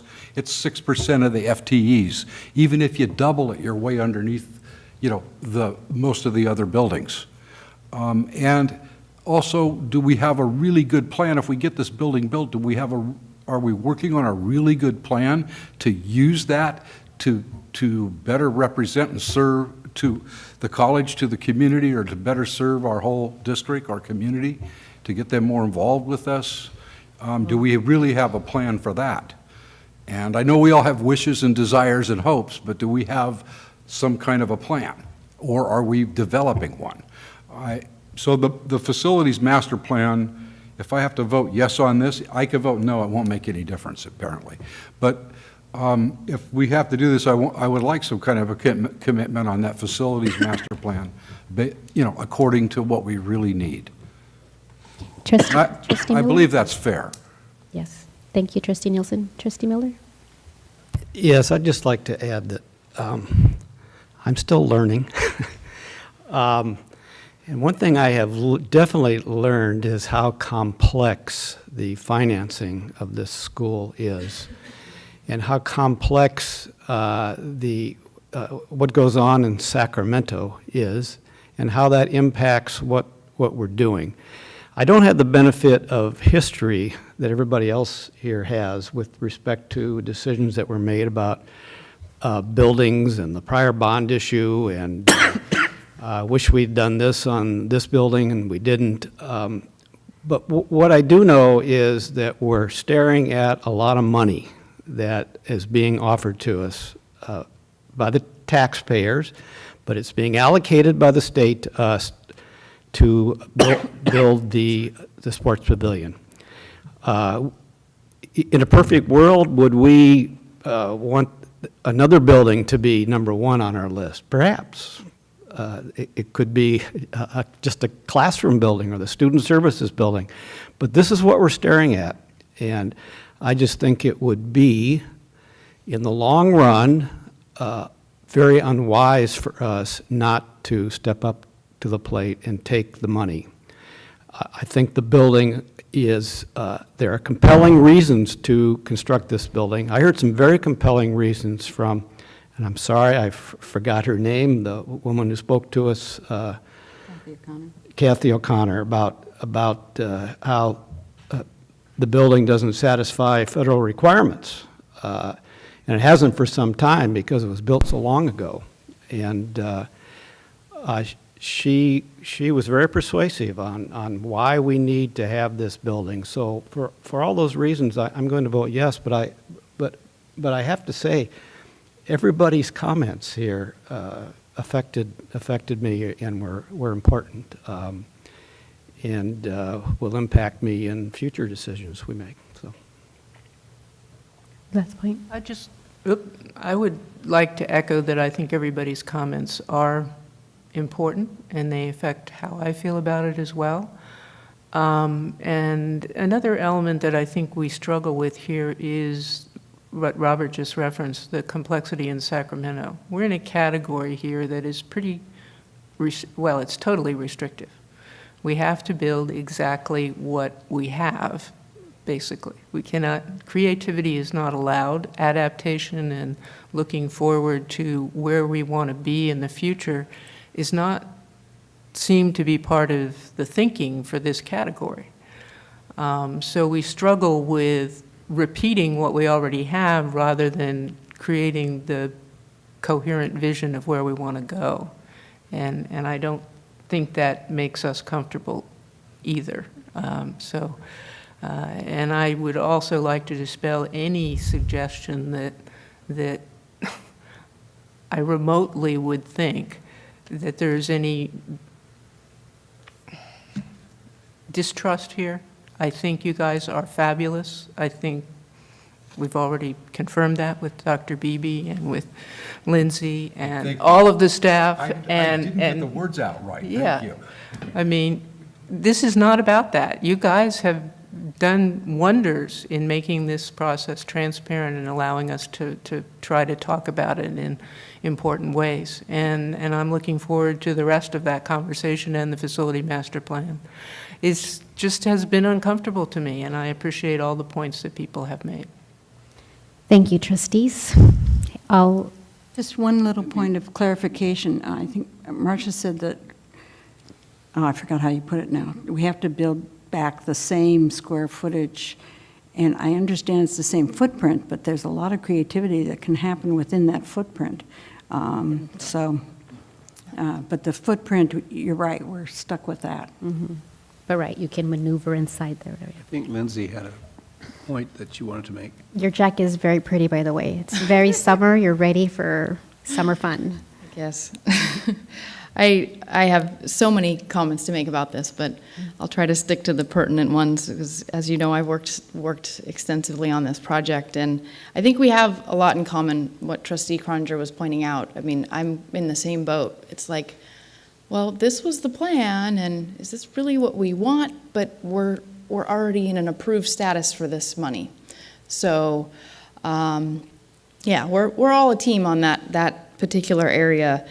And absolutely, Trustee Nielsen, for the facilities master plan, we will be working to make sure that what we're putting in there is our need. And I took note of what you said because I like your comments and your ideas of prioritizing which buildings are the most important and which ones can we secure funding for in the easiest way and where from. I think that's going to be important for all of us to understand as we work together because they are different. And if our consultants instruct us, hey, this building you'll be able to get money for sooner from this same state proposition, we're going to want to go that route, even though it may not be the student services building, for example, that we know is kind of our most important need. So it's going to be all about everything we've been doing, having more transparency, communicating about it more often, and building the facility master plan together. I mean, that's exactly what we all want to do. And so, yes, of course, that's what I'll be doing. And as well as reaching out to our community, because our community does use that building extensively. We've talked about with using it as the Red Cross shelter that we need to, when we build the gym this next time around, we want to build it so it will be one of the best shelters in town, and how we can do that, how we can have a generator on there, because that experience of having a shelter there, we learned, wow, if we could do this right, we would have a much better shelter that was a better facility in the event of emergency. So we're definitely thinking through those things and will be planning them, absolutely. One more comment, you mentioned LEED, and since we've done so much on LEED lately, We have committed that future buildings would be at least LEED certified, and that's the lowest level. And with the building codes the way they are, to become LEED certified is very accomplishable because the building codes include a lot of that already. That's not hard. Reaching LEED Platinum, yeah, we can't promise that. That may be too hard, but we can at least reach LEED certified with this type of building with the funding we're receiving. That'll be important to all of us. So. There's actually certified, then silver, then it's like below silver, but sure, yes, Dr. Beebe, I want silver. I'll take whatever you'll give me. Well, and Pareem and your team, I mean, they're pretty. He's amazing. I don't know anything about it, but your scorecard, I mean, I Googled all night. It was like, wow. Yeah. Fancy. I just want to thank both of you for taking the time to respond to my questions. I mean, I had a number, as you know, and I had many of the same concerns that you guys do. You took the time and responded appropriately, and I really feel very confident moving ahead that the options were considered, that this ultimately is the best option, and that we will be, in effect, spending taxpayer funds the way that the taxpayers had by inference dedicated those funds to. So I'm comfortable voting. Okay, so instead of saying thank you, trustees, thank you, team. This was a good discussion, and see, we do work hard around here. That's what we do. We think hard. We do. We do. We do. Okay, all in favor? Aye. Aye. Opposed? Abstain? Motion carries. Thank you. Okay, this one's a good one. We don't see this one very often. And we look at the percentage, you guys. There's a negative right there. Item 13.1, health benefit reimbursement rates.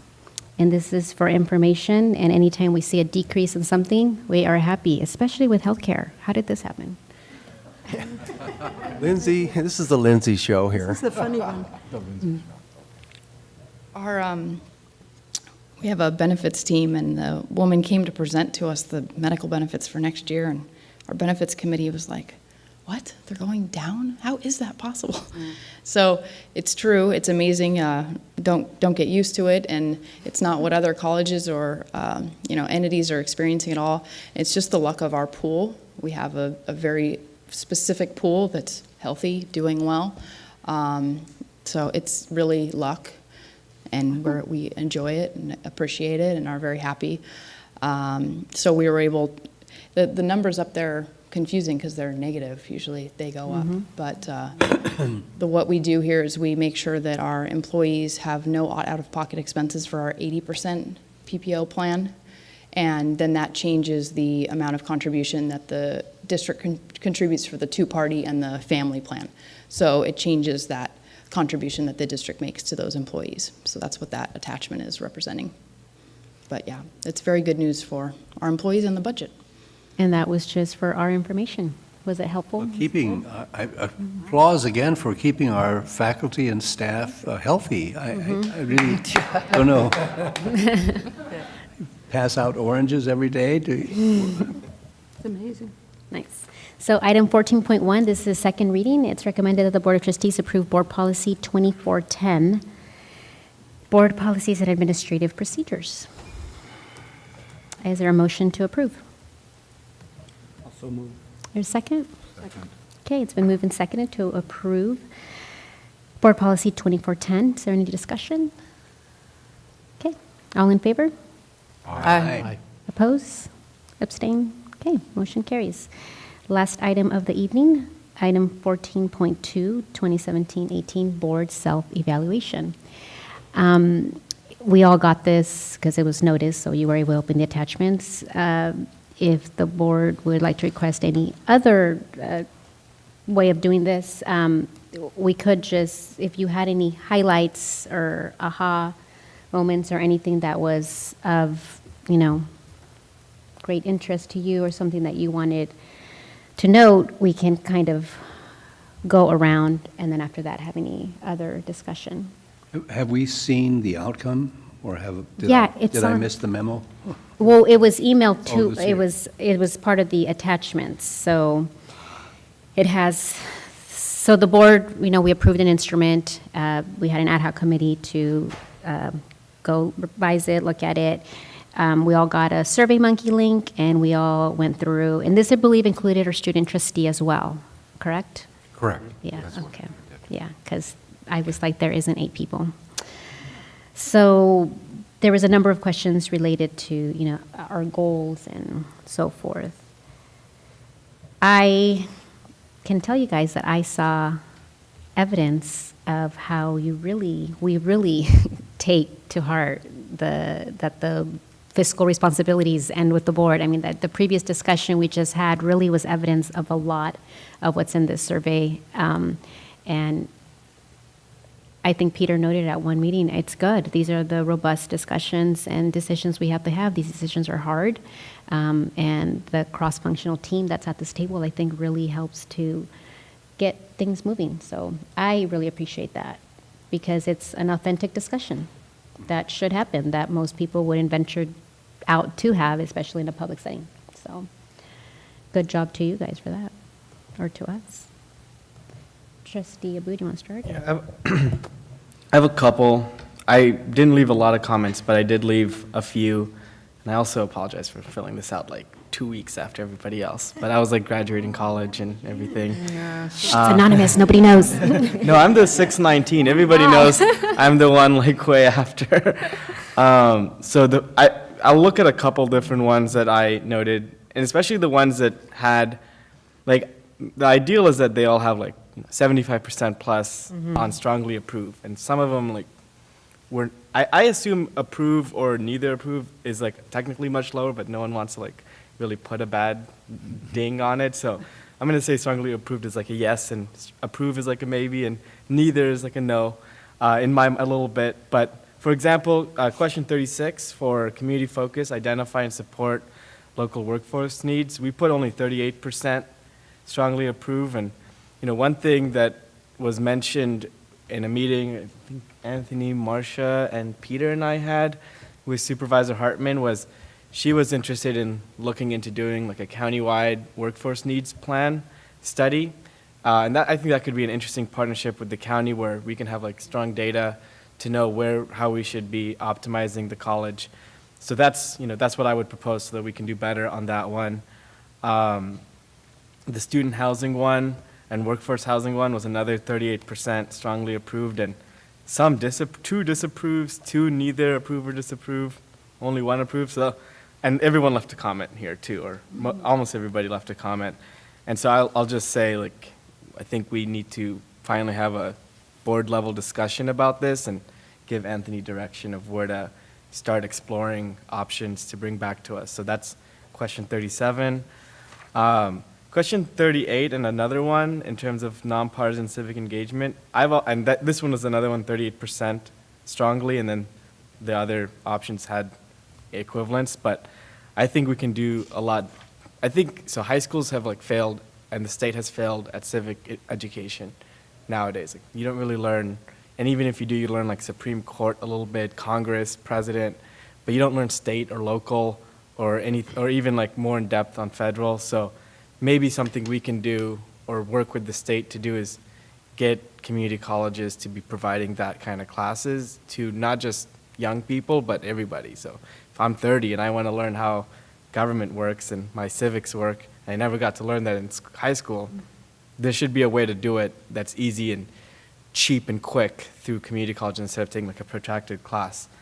In terms of do we do that? Yeah. Do we have like a local government class? Well, we have through the School of Extended Learning, we have some non-credit classes. Isn't civic? Yeah. Yeah, and civic engagement. Never mind. Never mind. Just went up in our percentage. Yeah, okay, perfect. I'll change my vote. So, and then in terms of the facilities, it's kind of been mentioned today, but I think that we do need to do a bond eventually, and I think if we do a bond, we need to do a really strong community process that involves people at the front end so that we're not really asking them to vote on something new. It's something everyone was involved in creating. I will do better at going to college events. I know I didn't do a good job this year. And then another one that had 38% was the professional education for the board.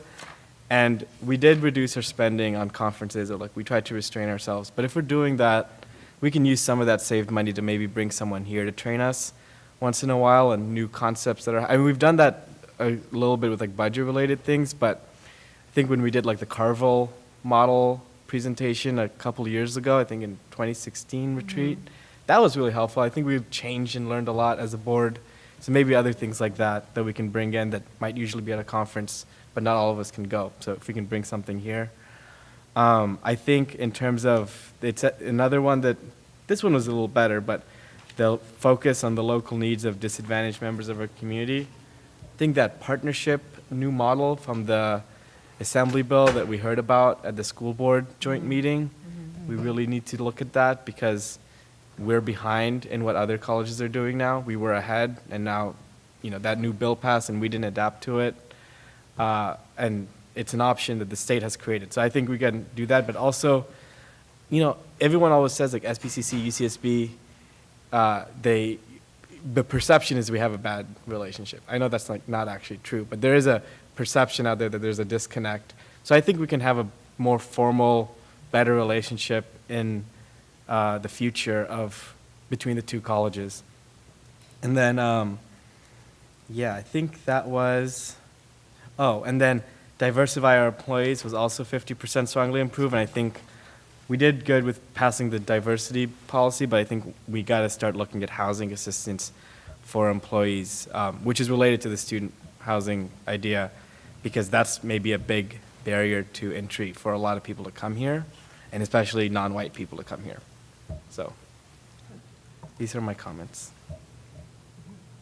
Could I ask you to clarify the one about the, you said, it like was about two back, where you said the bill passed and we used to be ahead and now we're behind. You lost me on that one. SB 288. Yeah, so we were a leader in dual enrollment. I mean, we're still really good at it, but a couple of years ago, a bill passed that enhanced the ways that you can partner with a USD as a community college district, and to expand dual enrollment classes to more disadvantaged students instead of just the high achieving students encouraged by their parents who might have gone to college. So it's a new mechanism that other colleges have opted into using, that we could also opt into using. I mentioned it like 5 different times at the USD meeting. I kept saying, this agenda We item. need to do that. Yeah. And we're not yet, so. Well, we started similarly with the Bowers and the Peak, but. Yeah, well, SB 288 is I think what Trustee Abboud is referring to, relates to dual enrollment for CTE programs. So it's something, and you're right. I mean, it's something that we can definitely do more of and do a better job with. But it's it's just another angle of how we use dual enrollment. I mean, right now, dual enrollment is really to satisfy the A to G requirements and some of the GE requirements that we have, at the college, and it's not so focused on career technical education. I really like the idea of exploring that and expanding that, and so noted in terms of us to be able to move forward as one of our goals. I think it's a good idea. Mm-hmm.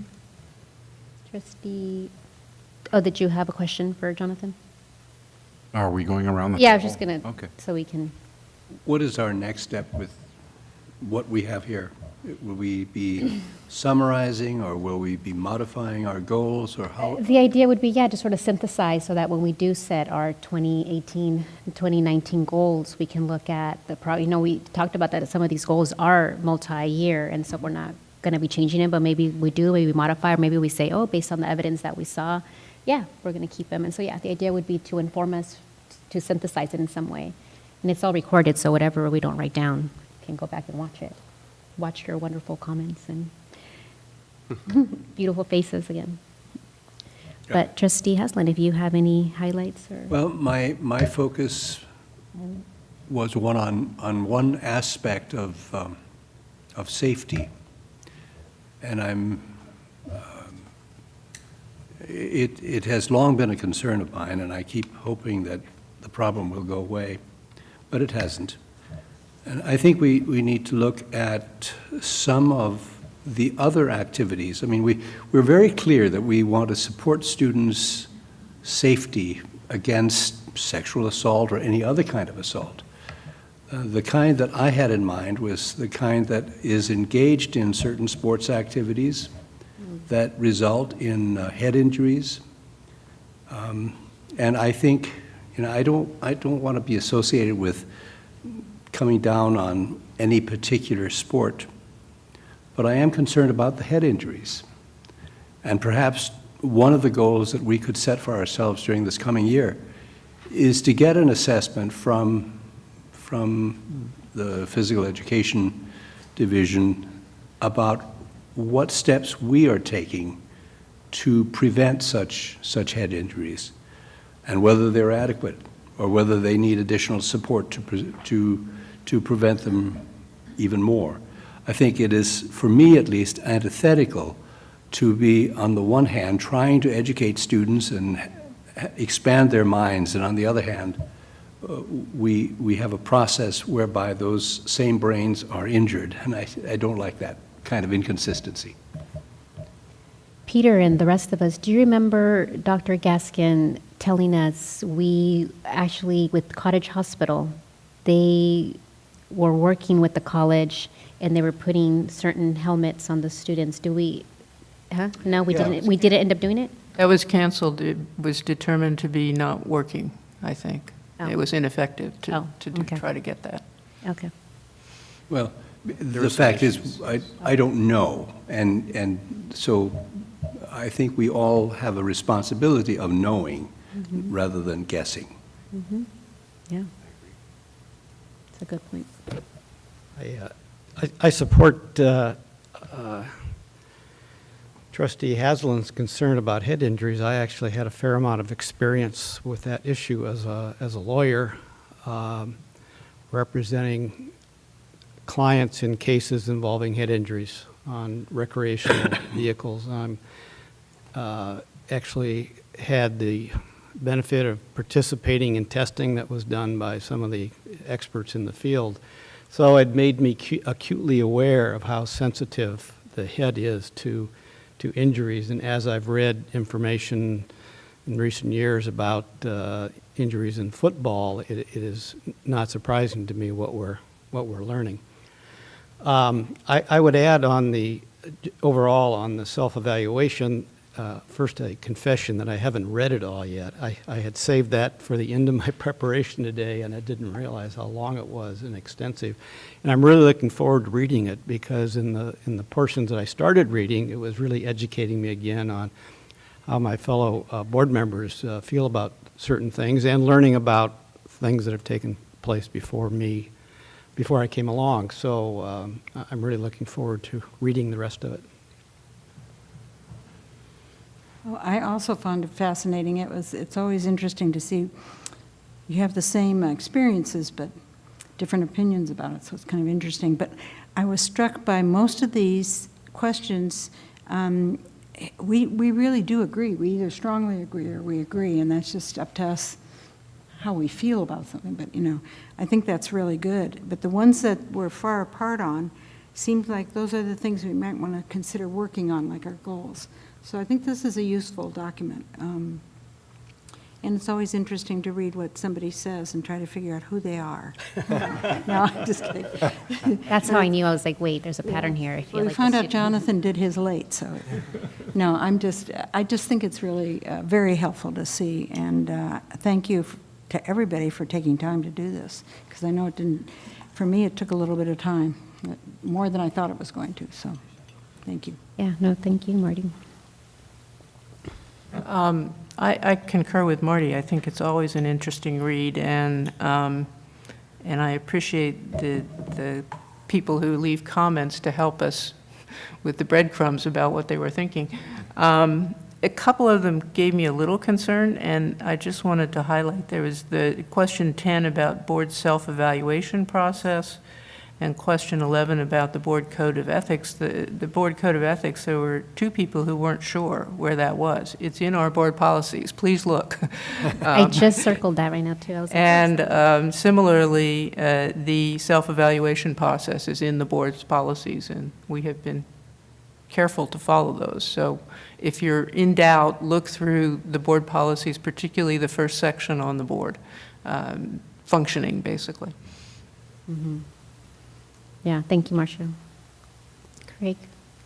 Excellent. I guess there's only, the biggest thing I was concerned about is that I think we need to maybe have a little discussion on could be a brief topic at a retreat, would be, you know, how to achieve the diversity, you know, and it takes a really long time, and you know, and what are the pros and cons, or the hard parts, and the, you know, what goes on with it, and how, you know, what our approach is. And I'd like to achieve a better understanding of you know, what we're doing in that regard, because it's sometimes there's a conflict between achieving the diversity and maintaining the quality. We don't seem to be having that problem. You know, I don't know why. Maybe we have policies that are helping us shape what we're doing. I'd like to just know a little bit more about that. And that's the only thing specific I wanted to bring up, except I wanted to share this with you guys. The first couple of years I was on this board and we did this thing, I was one of those people, I didn't want to put down any comments. Why? Because I was the new guy, and I didn't know much about anything, and I was like over my head and buried in all these papers every month, and hundreds of pages of reading, and then trying to do all the background reading, because this is not my world. And so then I began to realize that from the few board members that were actually writing comments, because not everybody was, that those comments were very insightful and really helped. And when we have turnover in board members, maybe not too great, sometimes more in some years than others, but I mean, it's a wonderful way to get a new board member involved in, you know, where our heads are at, or what our issues are, and what our goals are. And I almost believe at this point that should be like required reading. Last year's survey should be required reading for any trustee that comes on. Like, here's what the board had for goals the last couple of years, and here's what they wrote about it after the year was up, or here's what they thought about it. And I think that would have helped me tremendously, because there wasn't much of a mentorship program when I first came on, so I kind of made my own by latching on to a few other board members. But then you have to worry about the Brown Act. So, but I was just trying to learn. So I really like the idea of the comments. Let's keep them coming, and put emphasis on write something. You know, you must feel something about something, or just write your opinion. And if you don't understand it, say, I don't understand this question. That's okay. Yes, the goal was metacognition. Think about your thinking. And it really is. I mean, it's a self-reflection on you, on us. It's not to just say, oh, we're doing it. I just wanted to read some of the comments. For question 13, the board delegates full responsibility and authority to the CEO to implement and administer board policies without board interference, and holds the CEO accountable for the operation of the college. And somebody wrote, this delegation process works most effectively when there is a strong bond of mutual trust and respect between our CEO and the 7 elected members of the board. I feel we have achieved that goal. And that, I think, is to be highlighted. And thank you, Dr. Beebe, for having the willingness to have a relationship with us, because we're 7, we're different, we think different. You just experienced a robust discussion, but we love being here. And in the biggest area of growth for all of us, all members have adequate and appropriate knowledge of the college budget. 63% agree, 38% strongly agree. This area, I think, has greatly improved in part due to the expertise and willingness of staff to inform and answer questions for the board. We realize that this is tremendous work for you guys, that in our thinking, and then when we go out in the community and we're home and we're Googling and we're researching, because we can't physically be here doing anything, we have to rely on the staff, and we don't take that lightly. We recognize that when we ask you, you bring a team of people with you, and so your willingness to inform us has helped elevate our expertise in this area that is so important, as we just discussed. It's uncomfortable, it's different, and we all want to do the best thing, and you guys have certainly helped us along the way. And then somebody noted that The newly appointed Vice President of Business Services has exhibited the needed level of competence to give us a very real sense of confidence in her work. And so that just goes back to the fact that we can't do this work without the team. And the fact that you've allowed your team to come in close contact with us is a huge responsibility of trust that we do not take lightly. And we can't meddle, we can't get in the weeds, but the fact that you trust us to be able to talk with Melissa or Lindsay or Paul or anybody is a big deal to us. And so that helps us do our job and it helps us learn and grow. And so unless the board has anything else, I just want to say thank you. You're very welcome. It's our pleasure. Okay. With that, is there a motion to adjourn? Wait. Oh, yes. We do have one other 15. And Item 15, items for future board consideration, yes. Yes, and Sorry, just because it wasn't highlighted in my, I know. We haven't talked about it for a while, but it occurred to me to bring up again what I think I mentioned when we were talking about the budget the first time, and that is if we could spend some time understanding what happened that worked and what happened that maybe didn't work with efficiency. Because the RAP worked, as I understand it. We're right on target. On efficiency, we're readjusting, so it would be good to hear about that. Be glad to talk about that, truly. yeah, I mean, haven't talked, August, do you feel like we could do this sort of the way we did all this in post-holiday and just put all these things in study sessions? Are you thinking you'd want a half a day with, are there topics for the future that maybe are going to require a save the date? Well, we actually, we talked about a save the date for our retreat. When is that, Well, Margie? I was looking at August 17th for a retreat, if that's a Friday. I'm going to be out of town. Marty's not going to be available.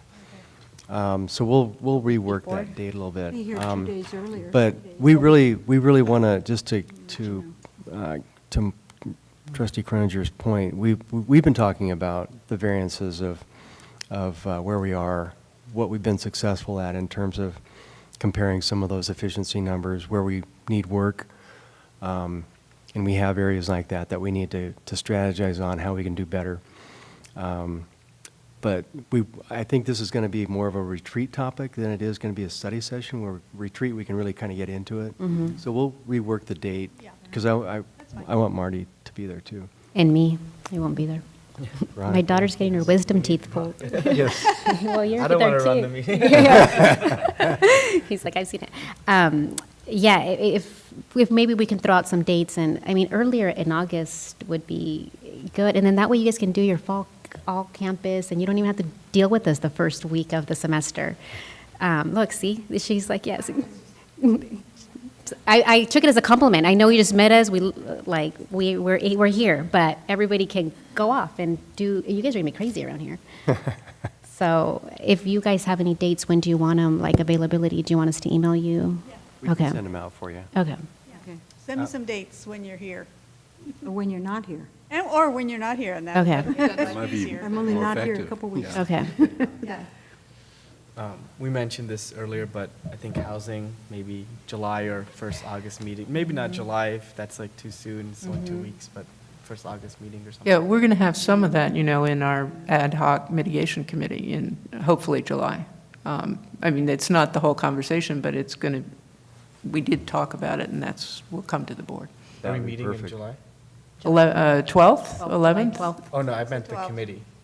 No, we're going to report back to the board with our recommendations then. So I think that has a piece of that discussion. So, if it's not too meaty for the board retreat, maybe would that be? I don't know. Would that be too soon to talk about some?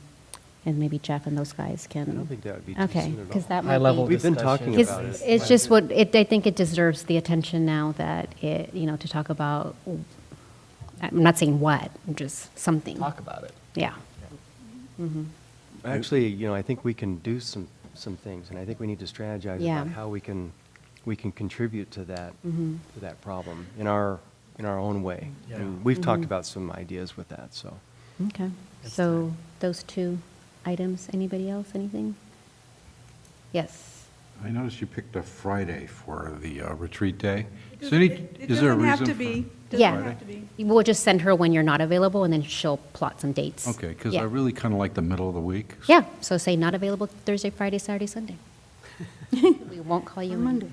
Well, maybe an expression of preference would be better than not available. Well, That may just, my wife at 69 years old went back to work only 4 days a week, but it's usually during the middle of the week. And so course. lately, we've been traveling on Fridays. Nice. And I have grandkids hours drive away, several hours drive away, so I like to go spend in the summer. And we want you to go spend the summer. Yeah. Okay, anybody else? move to adjourn.